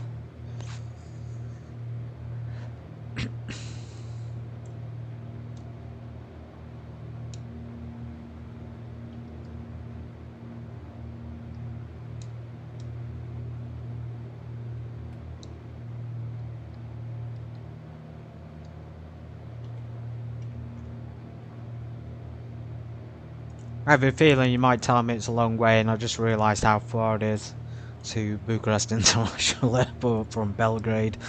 Something like 2 hours. I don't know if we got the stamina or the fuel for that, to be honest. We've got a quarter tank left on each side. So how much we had? We had about 1 hour 47 in the tanks. This is the route we've taken so far. I have done this flight before in the Baron, and it has been a while, but I've done it successfully at least. That's the main thing. So in terms of alternate airports, I've not really got anything programmed into the thing. The only closest thing we have is Belgrade. We've got something over here, but that's too close to Belgrade to be an alternate. Although we might even have to turn back if there's issues at this point. So Belgrade, not very big in Serbia in terms of airspace. And then Bucharest, Romanian airspace over here, of course. There's 9,000 feet. Let's level off. So prop sync can come on now.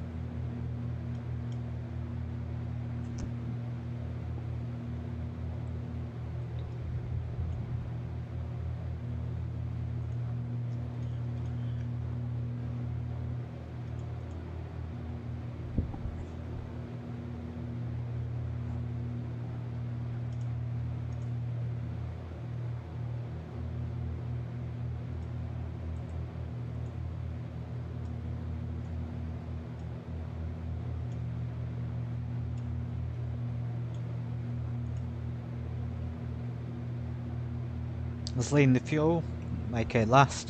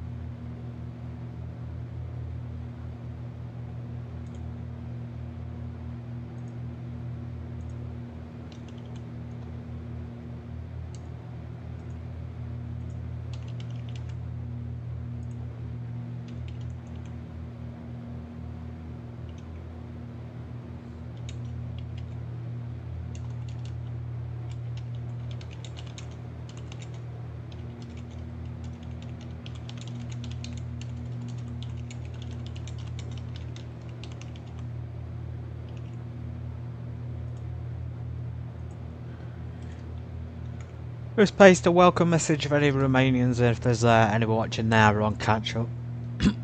Can't pronounce your language, it's very, very confusing.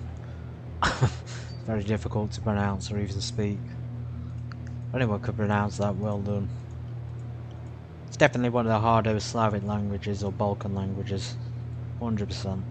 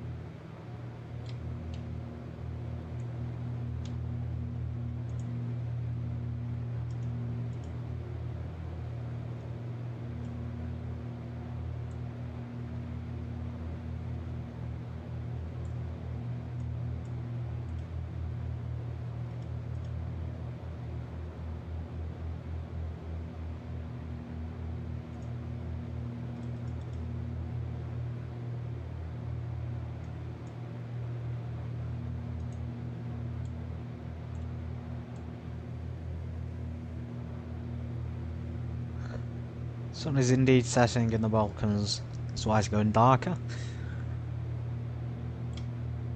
Very interested to do a bit of a night flight. It's only hard, it's only 10 to 7 here in England, so Serbian time is, I think it's like an hour ahead. Yeah, so it's about an hour ahead in Serbia, it's about 10 to 8, and then Romania is 2 hours ahead. So yeah, 10 to 9 in Romania and Bucharest. Definitely arriving when it's dark.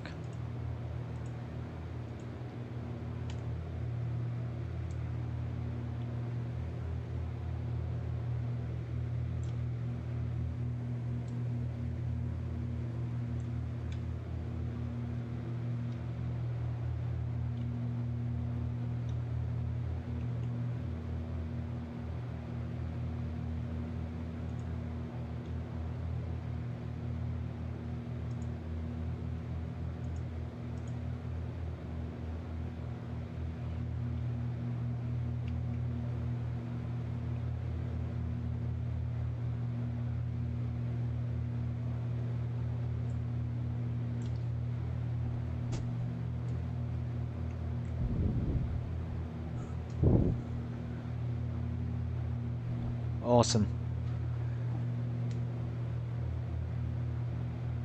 An hour ahead. It'd be interesting to see where people watch me from actually. So you're 1 hour ahead of me. I wonder if there's anybody here who's on so I usually have the stream, like under the stream it'll have a description and it'll tell you, it'll give you GMT and it'll give you Central European time. I think I've got Moscow time in there as well. And I might have Eastern European time as well. Let me just check on my own stream.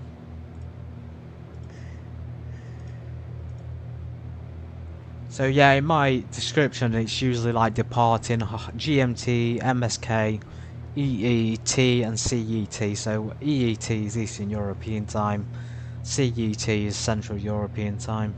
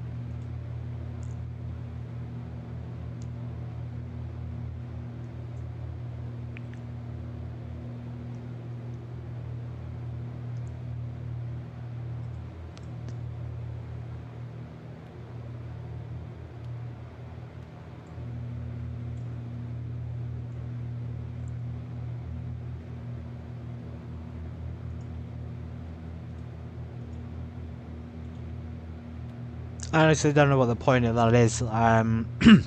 This radio stack here is kind of useless. I can understand if it's there, if it's working, but if you, like, literally you cannot use these dials and these numbers at all. to talk to anybody. It won't do anything. You have to use the GPS radio, which I find really annoying.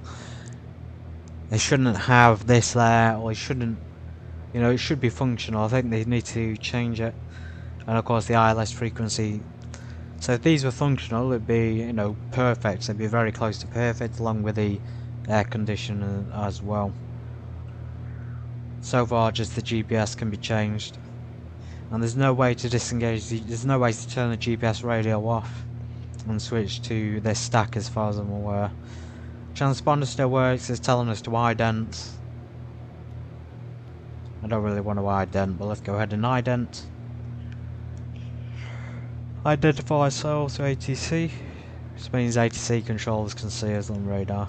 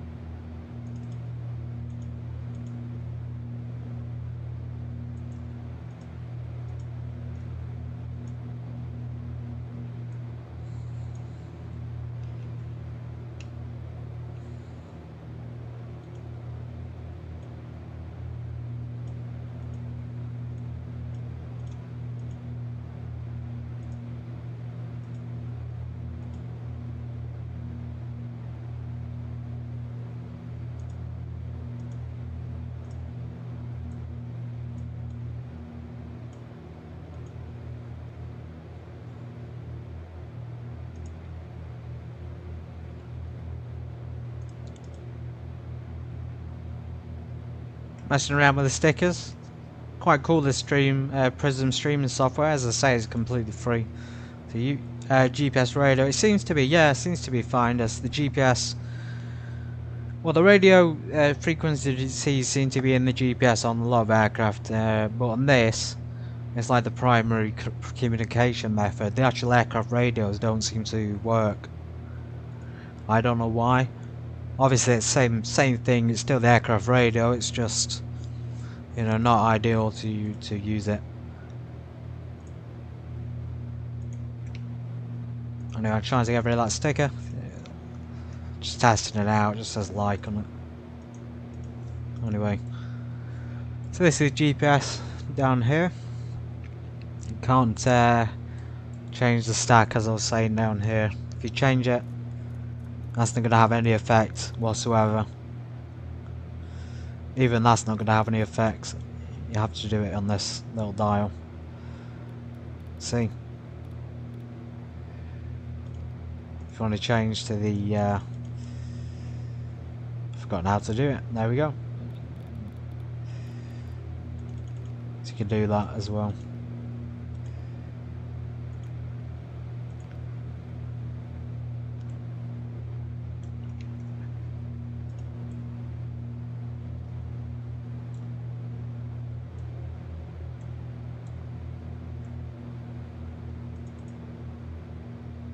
Okay, we're not doing too bad. We got a nice little tailwind almost. We just get the wind to blow slightly easterly. We'll have a strong tailwind there, about 12 knots. Like a little bit more down here, the wind will change directions. What airport is that? So that's another Romanian. We are in Romania airspace at the moment. We just crossed over the border. Can almost tell by the scenery as well.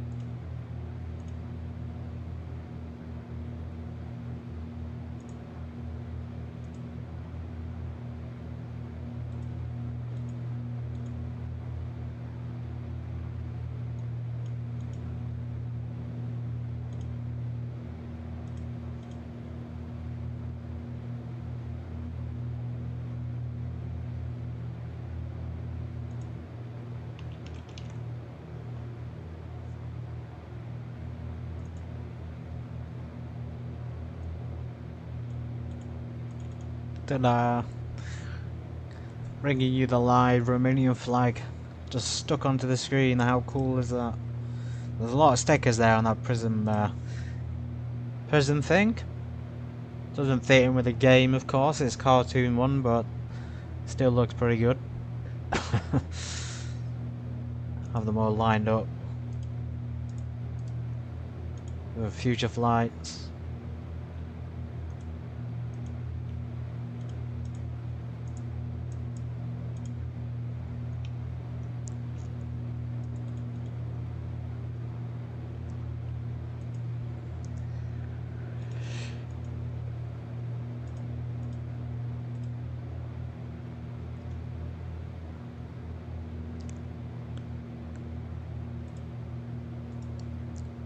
It is pretty cool. I think it's so good that it's free as well. It's free to use for the PC, to stream on PC and to record videos, and for the mobile device as well. I've just downloaded it onto my mobile actually, so I may be able to do it in live, real person stream at some point in the near future. I might even be able to do one of those streams from the supermarket I was talking about. Or just look around England and see what the prices are like. Or from the airport, which would be a bit better.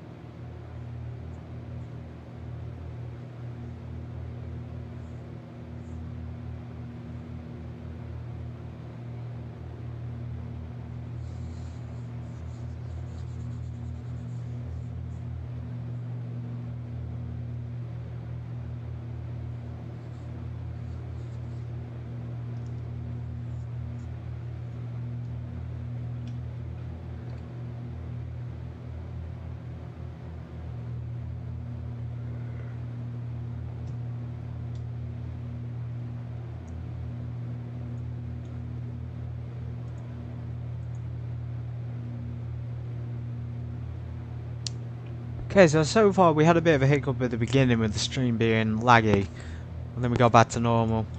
And then a couple of minutes ago, a quick warning popped up telling me it wasn't receiving enough data. But then it's gone back to being excellent health again. So it's a little bit of a roller coaster. I'm not sure what's causing it. The frame rate has been steady during the stream. There's not been an obvious lag on my end. Again, just the internet connection, so hoping to upgrade. I can't really get anything faster than, I think 15 megs is like the fastest upload speed I can get. So not much at all.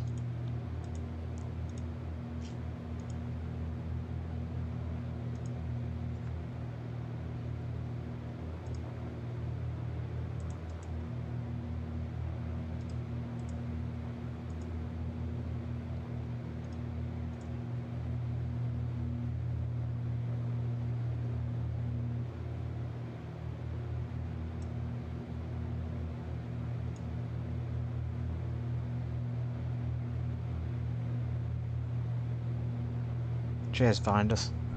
Good to have feedback on it.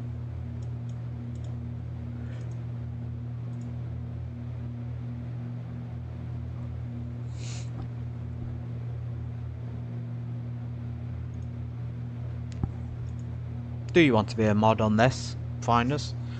It's not really much responsibility. I don't really have many people call me and causing problems. When people come into the chat, it's usually just to talk, but then they don't wait for an answer. There's not anything to do unless somebody causes issues and you get to... I don't really know what else a moderator can do. I suspect you can make someone else a moderator, possibly. I have no idea. Yeah, getting a bit dark, real dark now. Sun's gone down. Hopefully the weather's going to persevere, like be good at Bucharest. We're actually only 40 minutes away from the airport, so it was an hour, as I expected. I'm not sure why it gave us 2 hours on the sim brief. It's a 1 hour flight. But we are still saying 144, but when I zoom out it's 350. Yes, we're apparently 40 minutes away.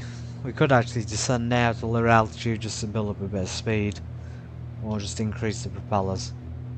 Push the propellers up to 2400. We're really cruising fast, and increase the fuel flow.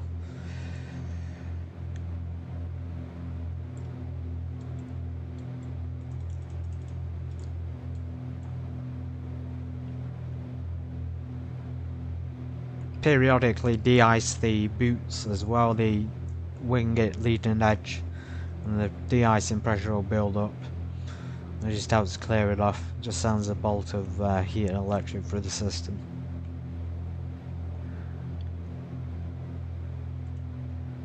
Maybe later. Don't blame you, to be honest. I probably don't need it at the moment.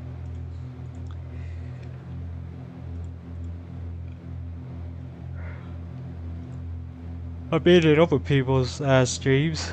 Oh, excuse me. Whew. And they've... like, they're not big streamers, you know, they'll have a couple of thousand subscribers or whatever, and they'll have like 10 different mods in chat. So I don't know what that's about.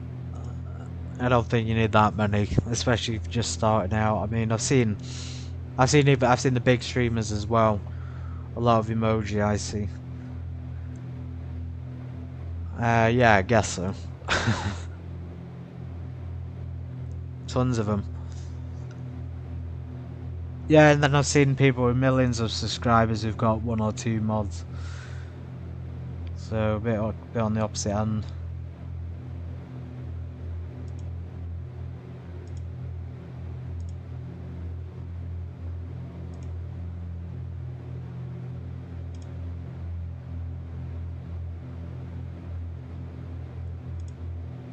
Oh, I didn't even realise you can react to my stream. You can do a live reaction, so you could do like a heart, smiley face, some celebration thing, surprised frowning face possibly, and then 100%. That's pretty cool. Live interactions there.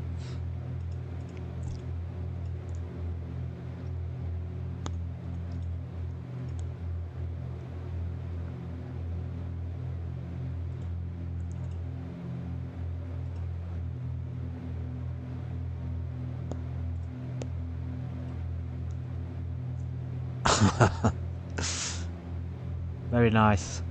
It's like, looks like a can of spam or something. I don't think we got, and then like a wizard thing. Very nice.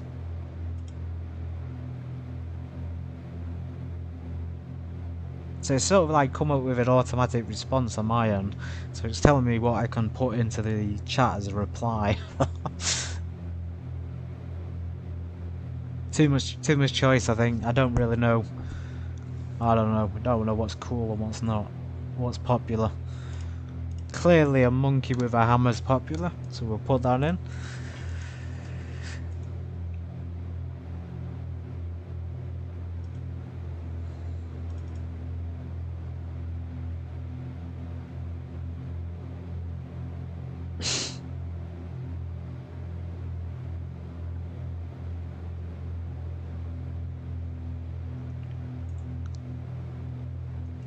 Actually, they've got a plane emoji in there somewhere.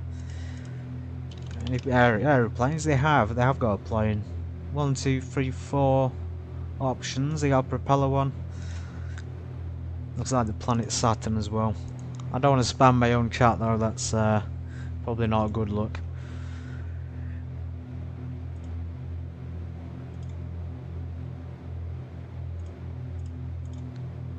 I suppose it's interactivity, everybody. It just brings more people over so they can see the land in Bucharest. And by the look of it, we're not going to be able to see the runway when we arrive. It's going to be pitch black. Remember, 2 hours ahead in Romania. So it's currently 10 past 8, or 20 past 8. 20 past 7 in England, so 20 past 9 in Romania. We don't really have a local time and there's no option to change it, unfortunately.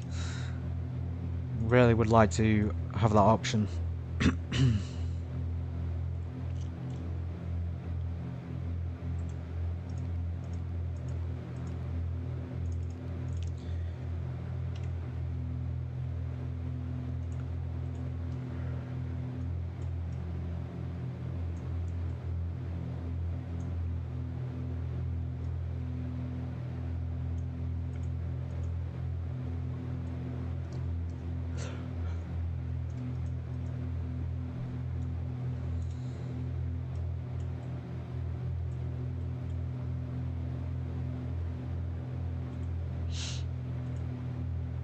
No sign of Bucharest International though on the map. Mustn't be anywhere near it. 124 nautical miles out.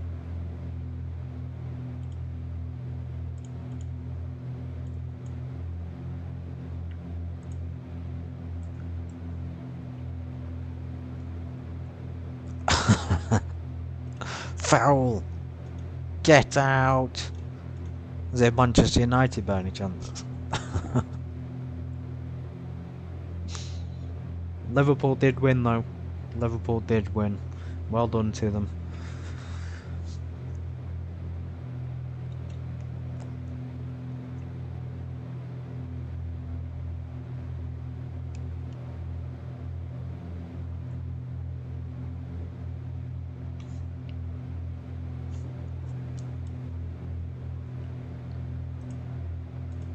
Tonight, actually, is the final of the Eurovision tonight. I don't know if anybody's interested in that. It seems to be where European countries compete in a singing contest. I think it is tonight, so you're going to watch it. Grand final taking place tonight.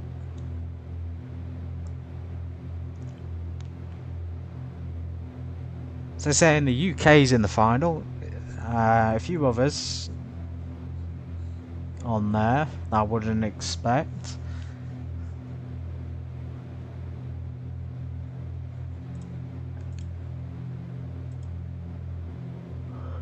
Of course we're in it because we're always in it.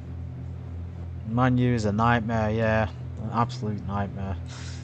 Just red cards every single minute.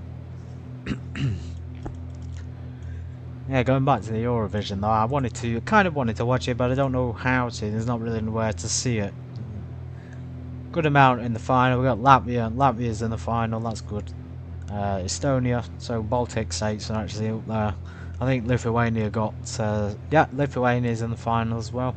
So all the Baltics are in the final. Spain, Luxembourg, Netherlands, France, Poland, which is nice, Germany. To be fair, there's quite a lot of people in the final. And I'm not one to judge their scene, I've not even seen it, so I don't know who's who and who's the best. France, Albania, Switzerland.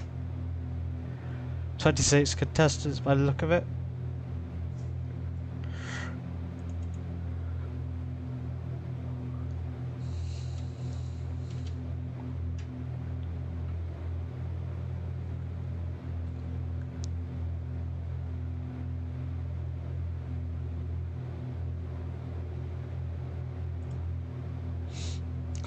Controversial, very. By the way, the viewership's peaking, so good evening to everybody. New viewers, I suspect, and old. Denmark. I don't know, I haven't really seen Denmark perform finest. Only in the Olympics. Yeah, we're peaking in viewership again, so if you're coming in for the Saturday evening, we're about to be half an hour away from Bucharest International Airport, and then we'll be coming down probably for the ILS. Most likely the ILS. If we can see the airport, I'll show the runway and the approach we'll be doing. Just give me a moment though, I'm going to step away from the cockpit. Just for a minute or two.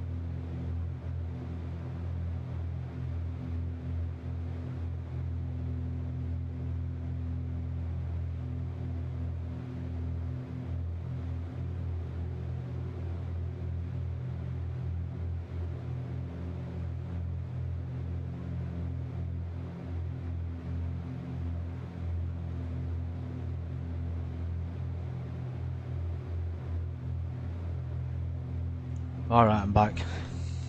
So plane's doing well, I've never had any issues in the Baron 58. I've never ever had an engine failure. If it's not been deliberate, I've never had it. This aircraft is pretty damn sturdy. Citation axis is sturdy as well. In fact, you won't usually have issues on the planes unless you're flying them like a maniac.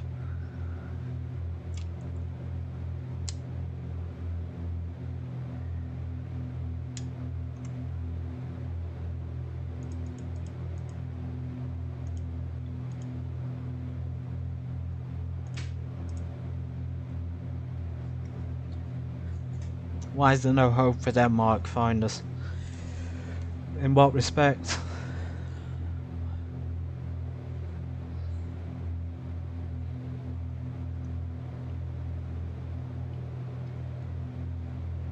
You're talking about the Eurovision, or the football?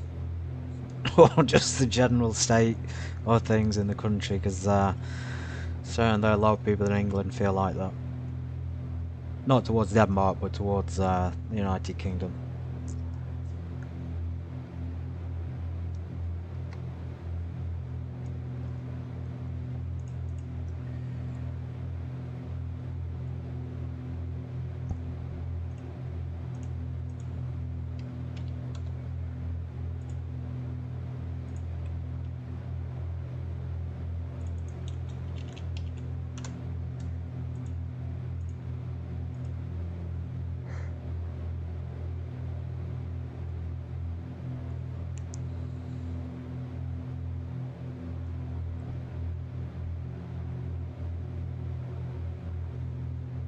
Okay, so I've just checked actually. So saying Eurovision starts at 8 o'clock, so about half an hour. You might have time to decide to view it. That's on BBC for the United Kingdom. Don't watch it myself. I think there's bad things to watch on YouTube.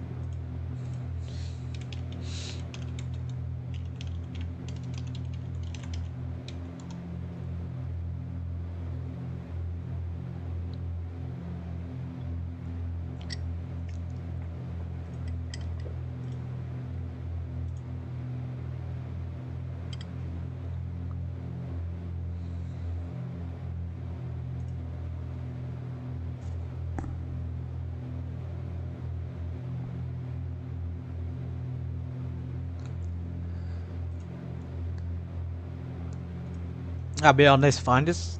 I don't think UK is going to win. I already kind of know who's going to win, and there's only two options available. It just has always been like that since I watched it when I was younger. Certain countries always, you know, guaranteed to win. I won't go into the reasons why, but that's probably why I don't watch it, and I've not watched it for at least 15 years.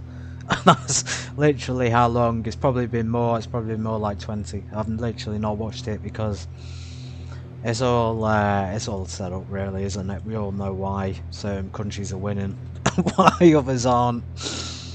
I won't go into it.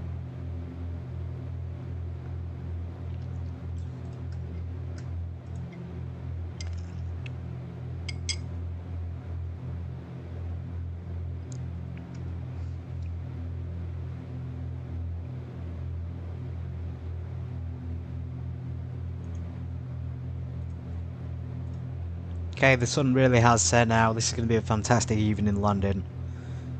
Into Lima Romeo Oscar Papa, Bucharest International Airport. Since we're within 25 miles, 25 minutes, I'm going to start our descent now. We'll go down to 5,000 feet.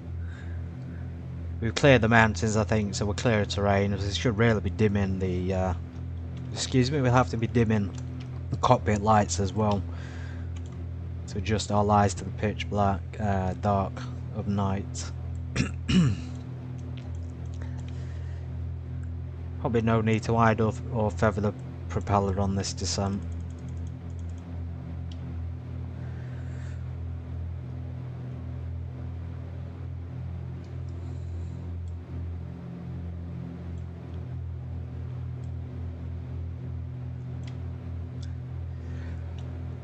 I will do anyway. Let's feather it.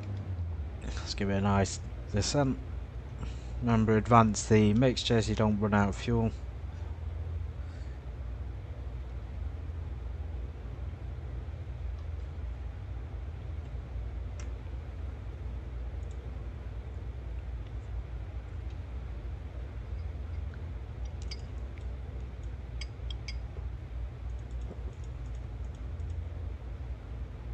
So viewership peaked at 400 at just before 6:30,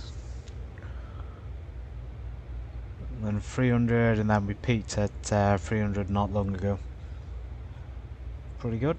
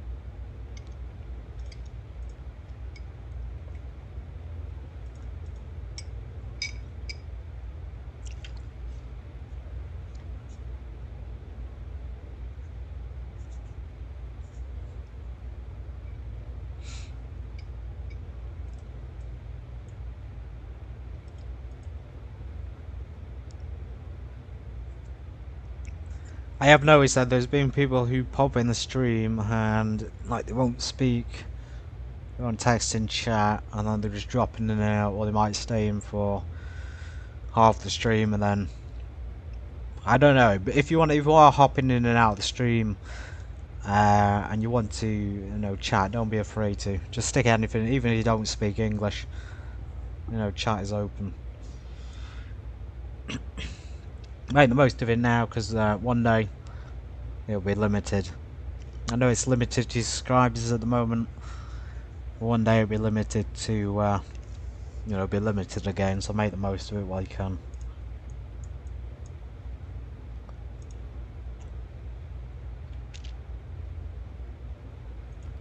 We've actually gone past 5,000 feet.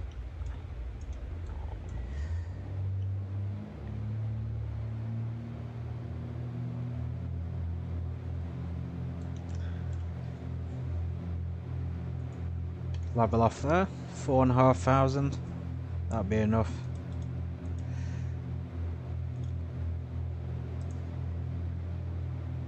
Okay, Bucharest. Just coming into Bucharest region, just about. Check the iOS. Instructor operating station. It says it right there. You can see what it's called.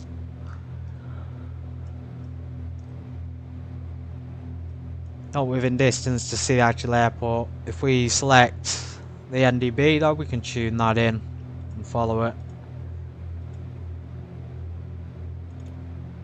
So when we're in range, it'll pick up and it'll follow the NDB hopefully, and then maybe there's a DMA available in the region too. I think we've got to pick an alternate airport still. We haven't really got one, so this can be our alternate up here. Can't pronounce it, but Bibescu at the last word, I think. Valentin Bibescu or Bibescu. I know the C sometimes have a sh pronunciation in Slavic language.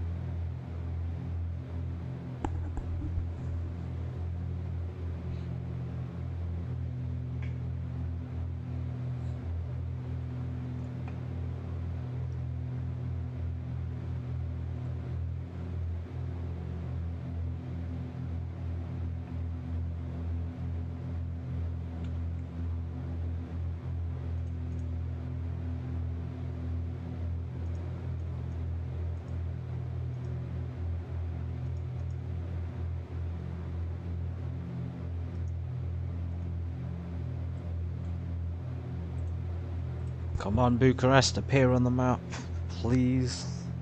As soon as we got it, we can get that ILS frequency.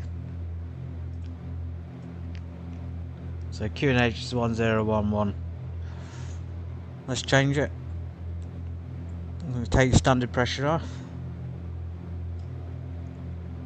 1011. Both sides. I think there's a way to find the ILS frequency. Now, usually it would appear, like sometimes it can appear on the iOS, sometimes it can appear on the flight plan, on the GPS.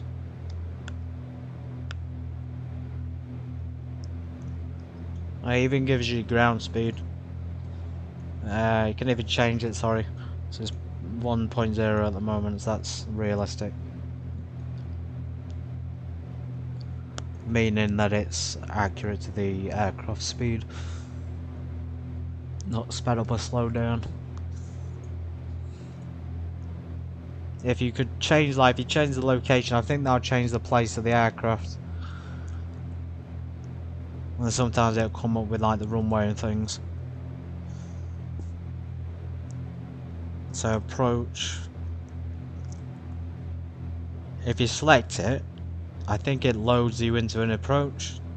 So we don't want that. So there's the airport just about. We've got it on the map. Let's try and find a good runway to land on. So it looks like we've got a strong tailwind at the moment, which is pushing us, which has probably sped us up this flight by about 15-16 knots. So it's made it faster. We're going to have to do a U-turn, so we'll join downwind and we'll land runway 26 right, I think. So we're saying arrivals at ILS 08 left and right. It actually wants us to land with a tailwind as well. So we might as well just go in straight away for ILS runway 08 left. Let's tune that. That way we're not going to be messing around with downwind or anything like that. We can just do it straight in. Okay, so procedures.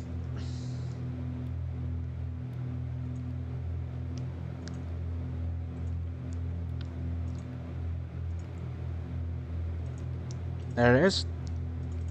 So we're going to join final or long final.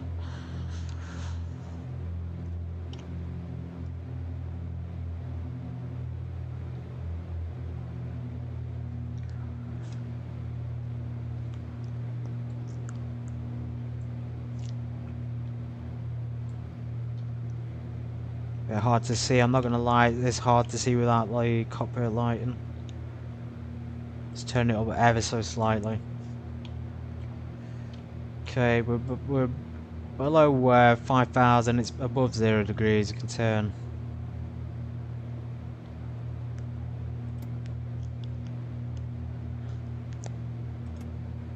Prop and windshield, I don't know, I'm not sure, I'll leave them on. I'm a bit unsure about the icing on this. It seems to be fine so far, but again, don't want to take any chances. So car flaps, open them a little bit. Since we're going to be landing, the fuel pumps can come on. It's quite cold, so we'll keep them on. I'm using the red light for night, so that's actually legal practice. If you don't use a red light, it's illegal. Just make sure your eyes adjust to the dark, and especially on a piston aircraft like this, single pilot aircraft, it's really important to use correct lighting.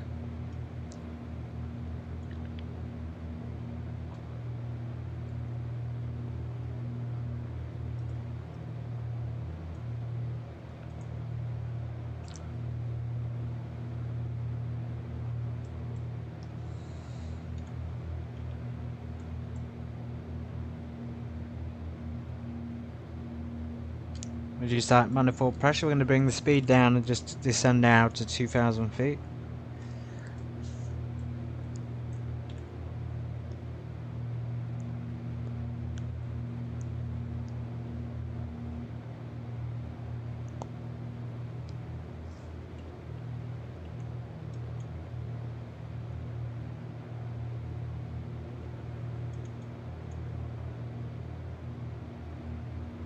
I don't know if this is broken, but I clicking it a little bit and it keeps descending rapidly. So just be aware that's very, very sensitive. Remember, your damper is going to come off for landing, so is prop sync.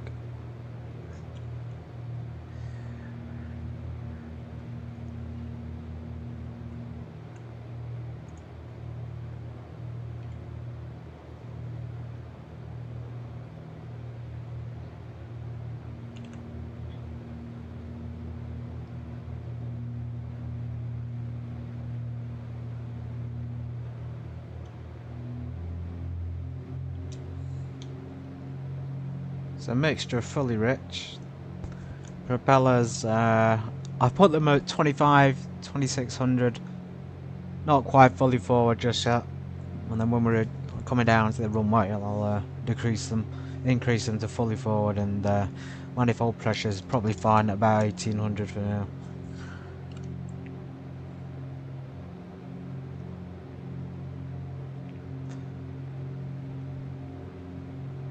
What didn't you? Sorry, Finers. Just catching up with the chat. What weren't you sure of? Are we still talking about the plane or something else? Talking about the light situation, the red lights.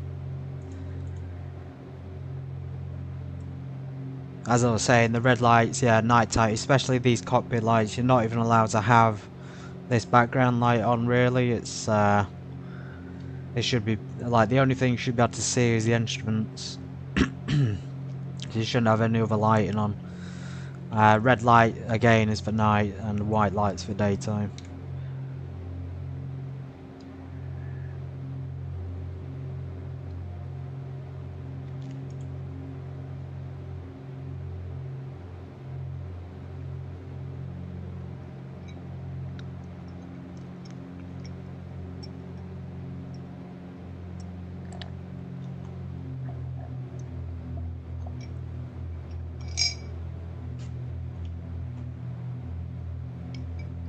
Yep. And you'll find that when the pilot goes to do the walk around at night as well, they will also use the red light, so it's basically the entirety of the flight from beginning to end.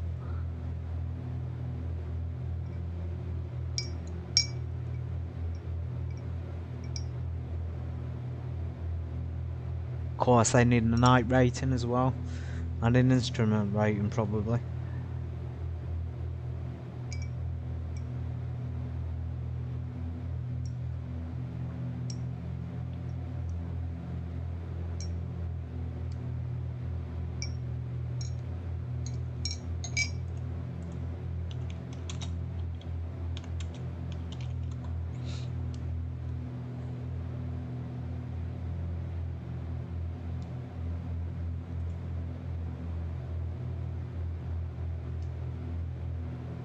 Your messages are coming through fine, Finers. I think it's just because I didn't read the chat very quickly. Finders, eh? Finders keepers. Whew.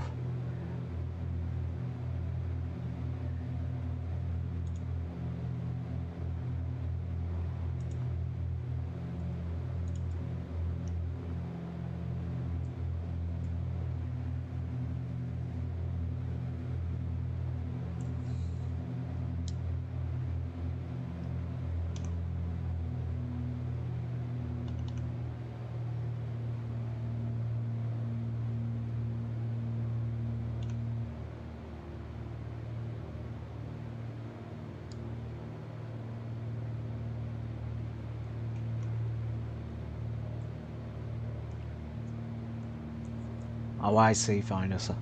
38 seconds.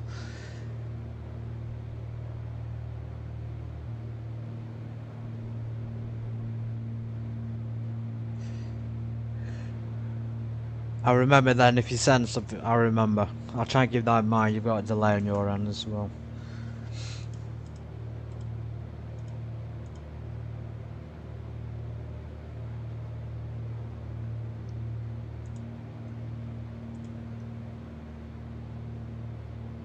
Do you have a PC yet, or do you have, like, what kind of PC do you have, Finus, or do you just have the iPad?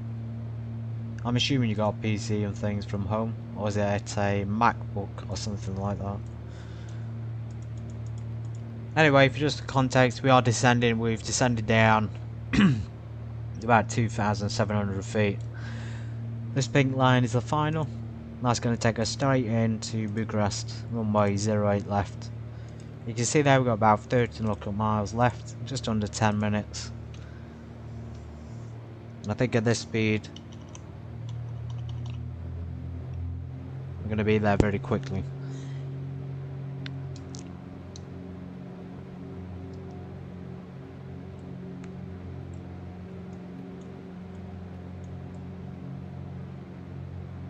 Okay, so fuel is very close to being empty. We're actually running into the yellow zone.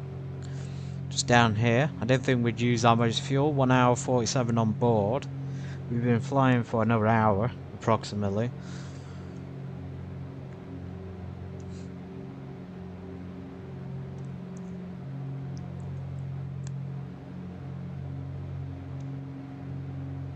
The iOS is telling us we got about 50 kilograms in total. It's about 25 kg in each wing. A lot of turbulence.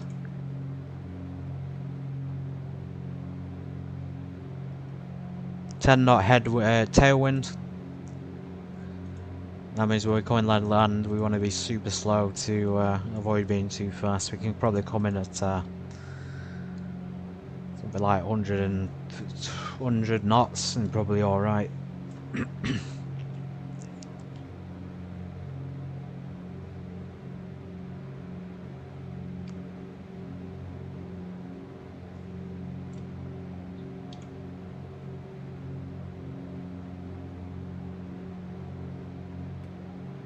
Propellers fully forward.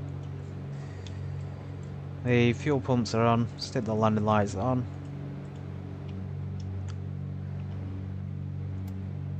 Cow flaps. I'll open them a little bit. We'll open them about halfway.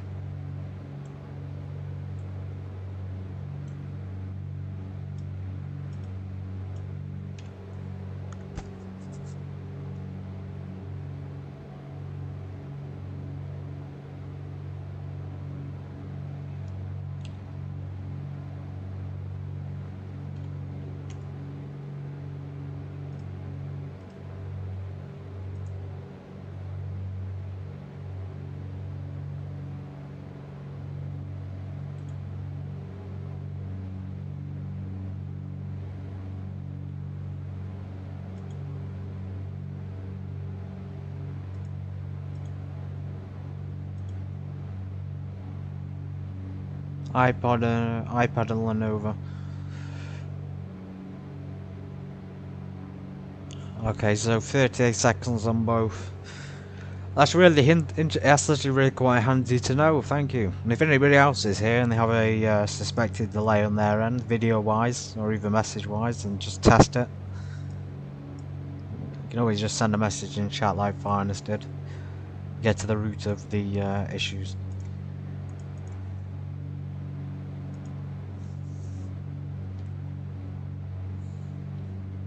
Doing quite well on this stream for viewership.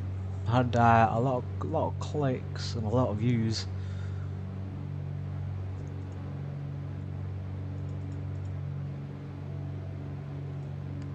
There's the airport.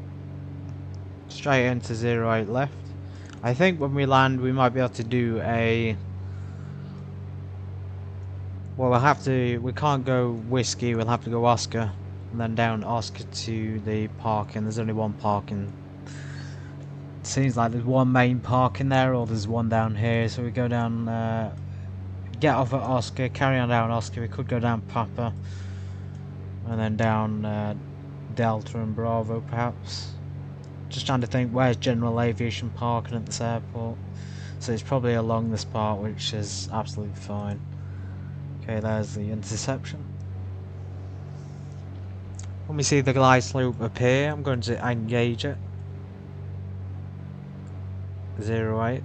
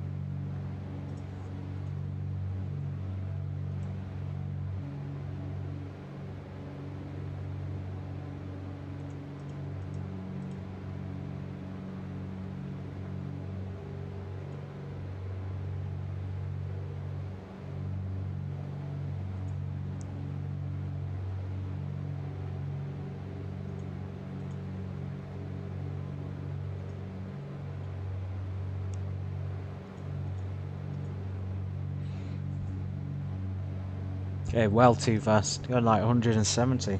Let's get that speed down.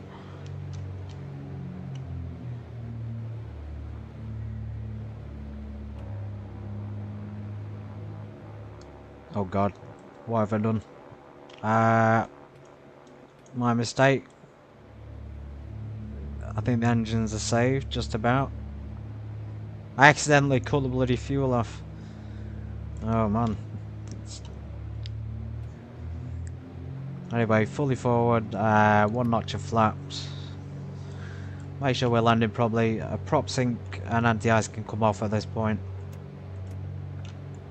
P2E can stay on, prop sink off, yaw damper off. Landing lights on, fuel pumps on. So that's the landing checklist complete. Flaps are down. We'll do a final checklist in a minute where we put the gear down as well. So we got to FF008. 08 left, that would be the gear down point.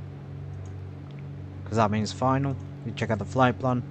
So from final, FF is final to the runway. We've got about 6 nautical miles, I think, roughly.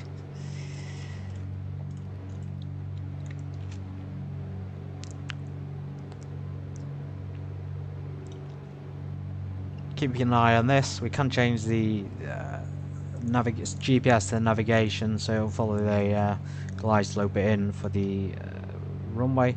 I think at this point we probably can click it to it, so it's already selected navigation for us.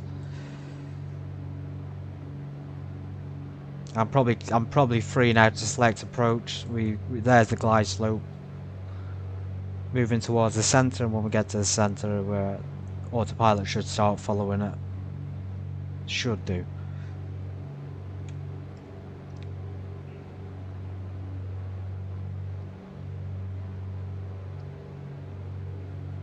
There it is. So it's actually locked onto it very well. GS is illuminated. That's glide slope.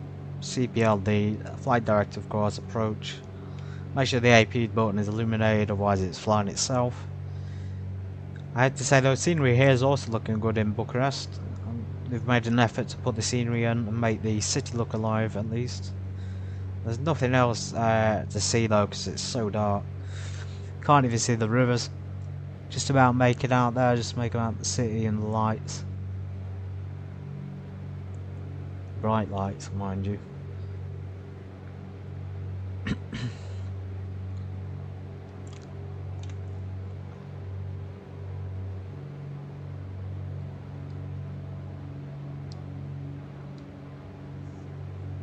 For some reason we're going super fast. I keep forgetting we've got a tailwind of quite strong tailwind by the look of it. It's weaker now, so maybe 5 knots. Still want to reduce our speed because the aircraft's way fast. So we'll put the gear down. Second notch of flaps. Don't worry, it creates enough drag that you can slow down in time.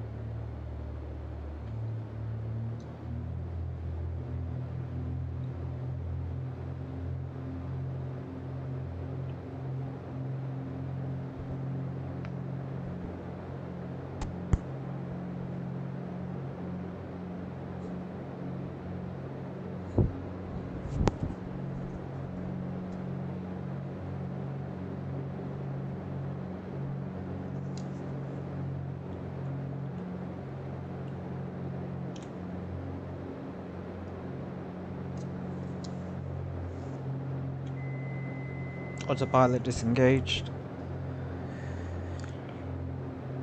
We have control of the aircraft. Coming in nice and fast.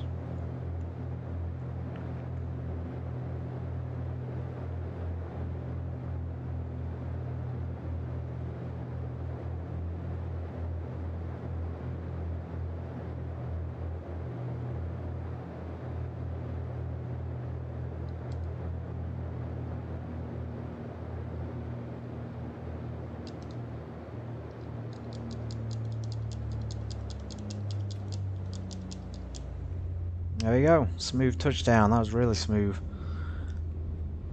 Shame we don't have a rating indicator on it. You can tell it's a good landing because we weren't. I think we're coming down like less than 50 feet a minute on the touchdown.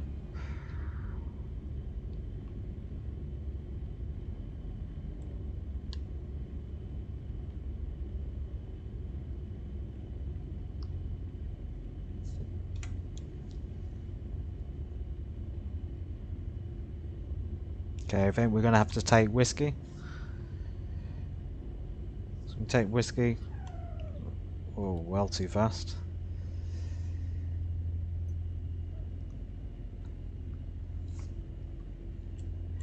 Okay, fuel pumps off. Landing lights off, text lights on. Leave the strobe lights on to be clear of the runway. Clear the taxiways as well. Strobe lights.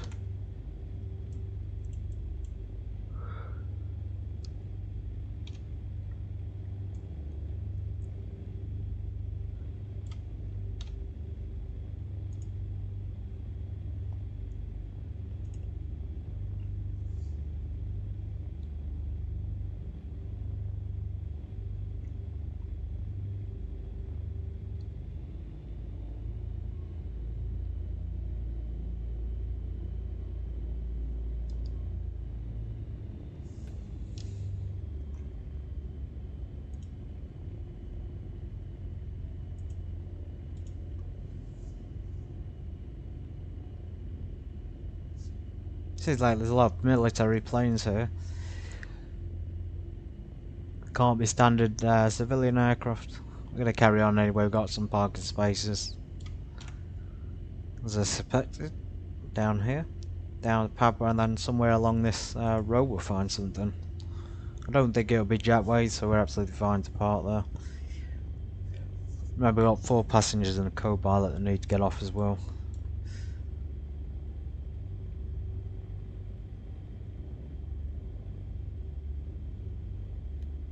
Transponder standby. Okay, plenty of planes over here. We got Indigo, Virgin Atlantic, Fueling at the back, or Vueling. A lot of other planes, so we might as well join them.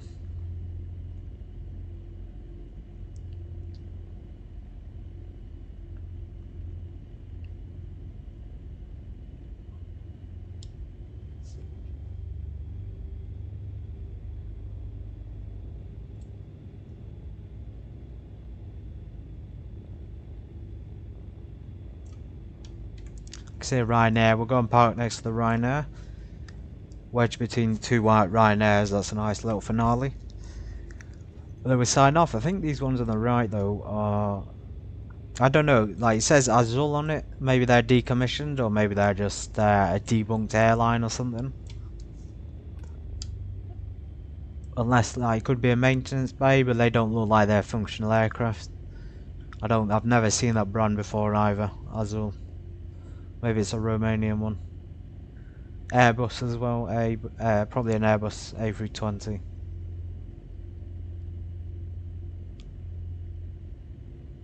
Oh no, Brazil on it, Brazilian Airlines again. Here's the spot I was talking about.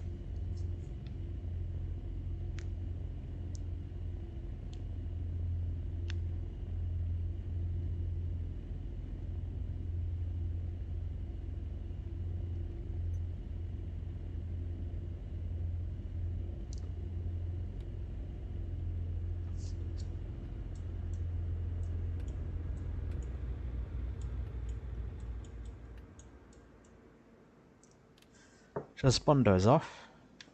Now we stopped, we're in the light, we can turn the lights on, see what we're doing. Avionics off. All the lights. I'll leave that on until we turn the system off.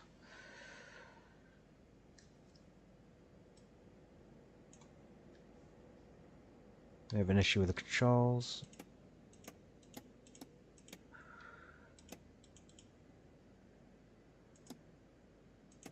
Okay.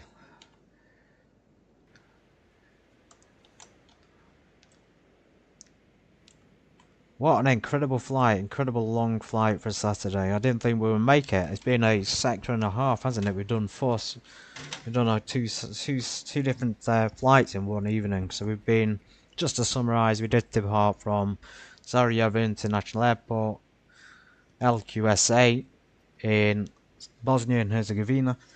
We flew from there across to Belgrade, LYBE in Serbia. We had a little layover. We went from Serbia, Belgrade, onto the finale, Bucharest International Airport, which is LROP. Well, now we've landed here and we've parked up between two Ryanairs. So yeah, pretty good, pretty uneventful. There's no emergencies, as expected. Thank you all for being here. Yeah, some sightseeing. Find us some fantastic sights on the way, I have to say. If you watched, you might as well take some screenshots, because they're brilliant. Yeah, find us. Thank you for being here. Thank you for everyone else. And I'll see you tomorrow for the regular scheduled citation. Next flight to Vorkuta. So have a good evening. Take care.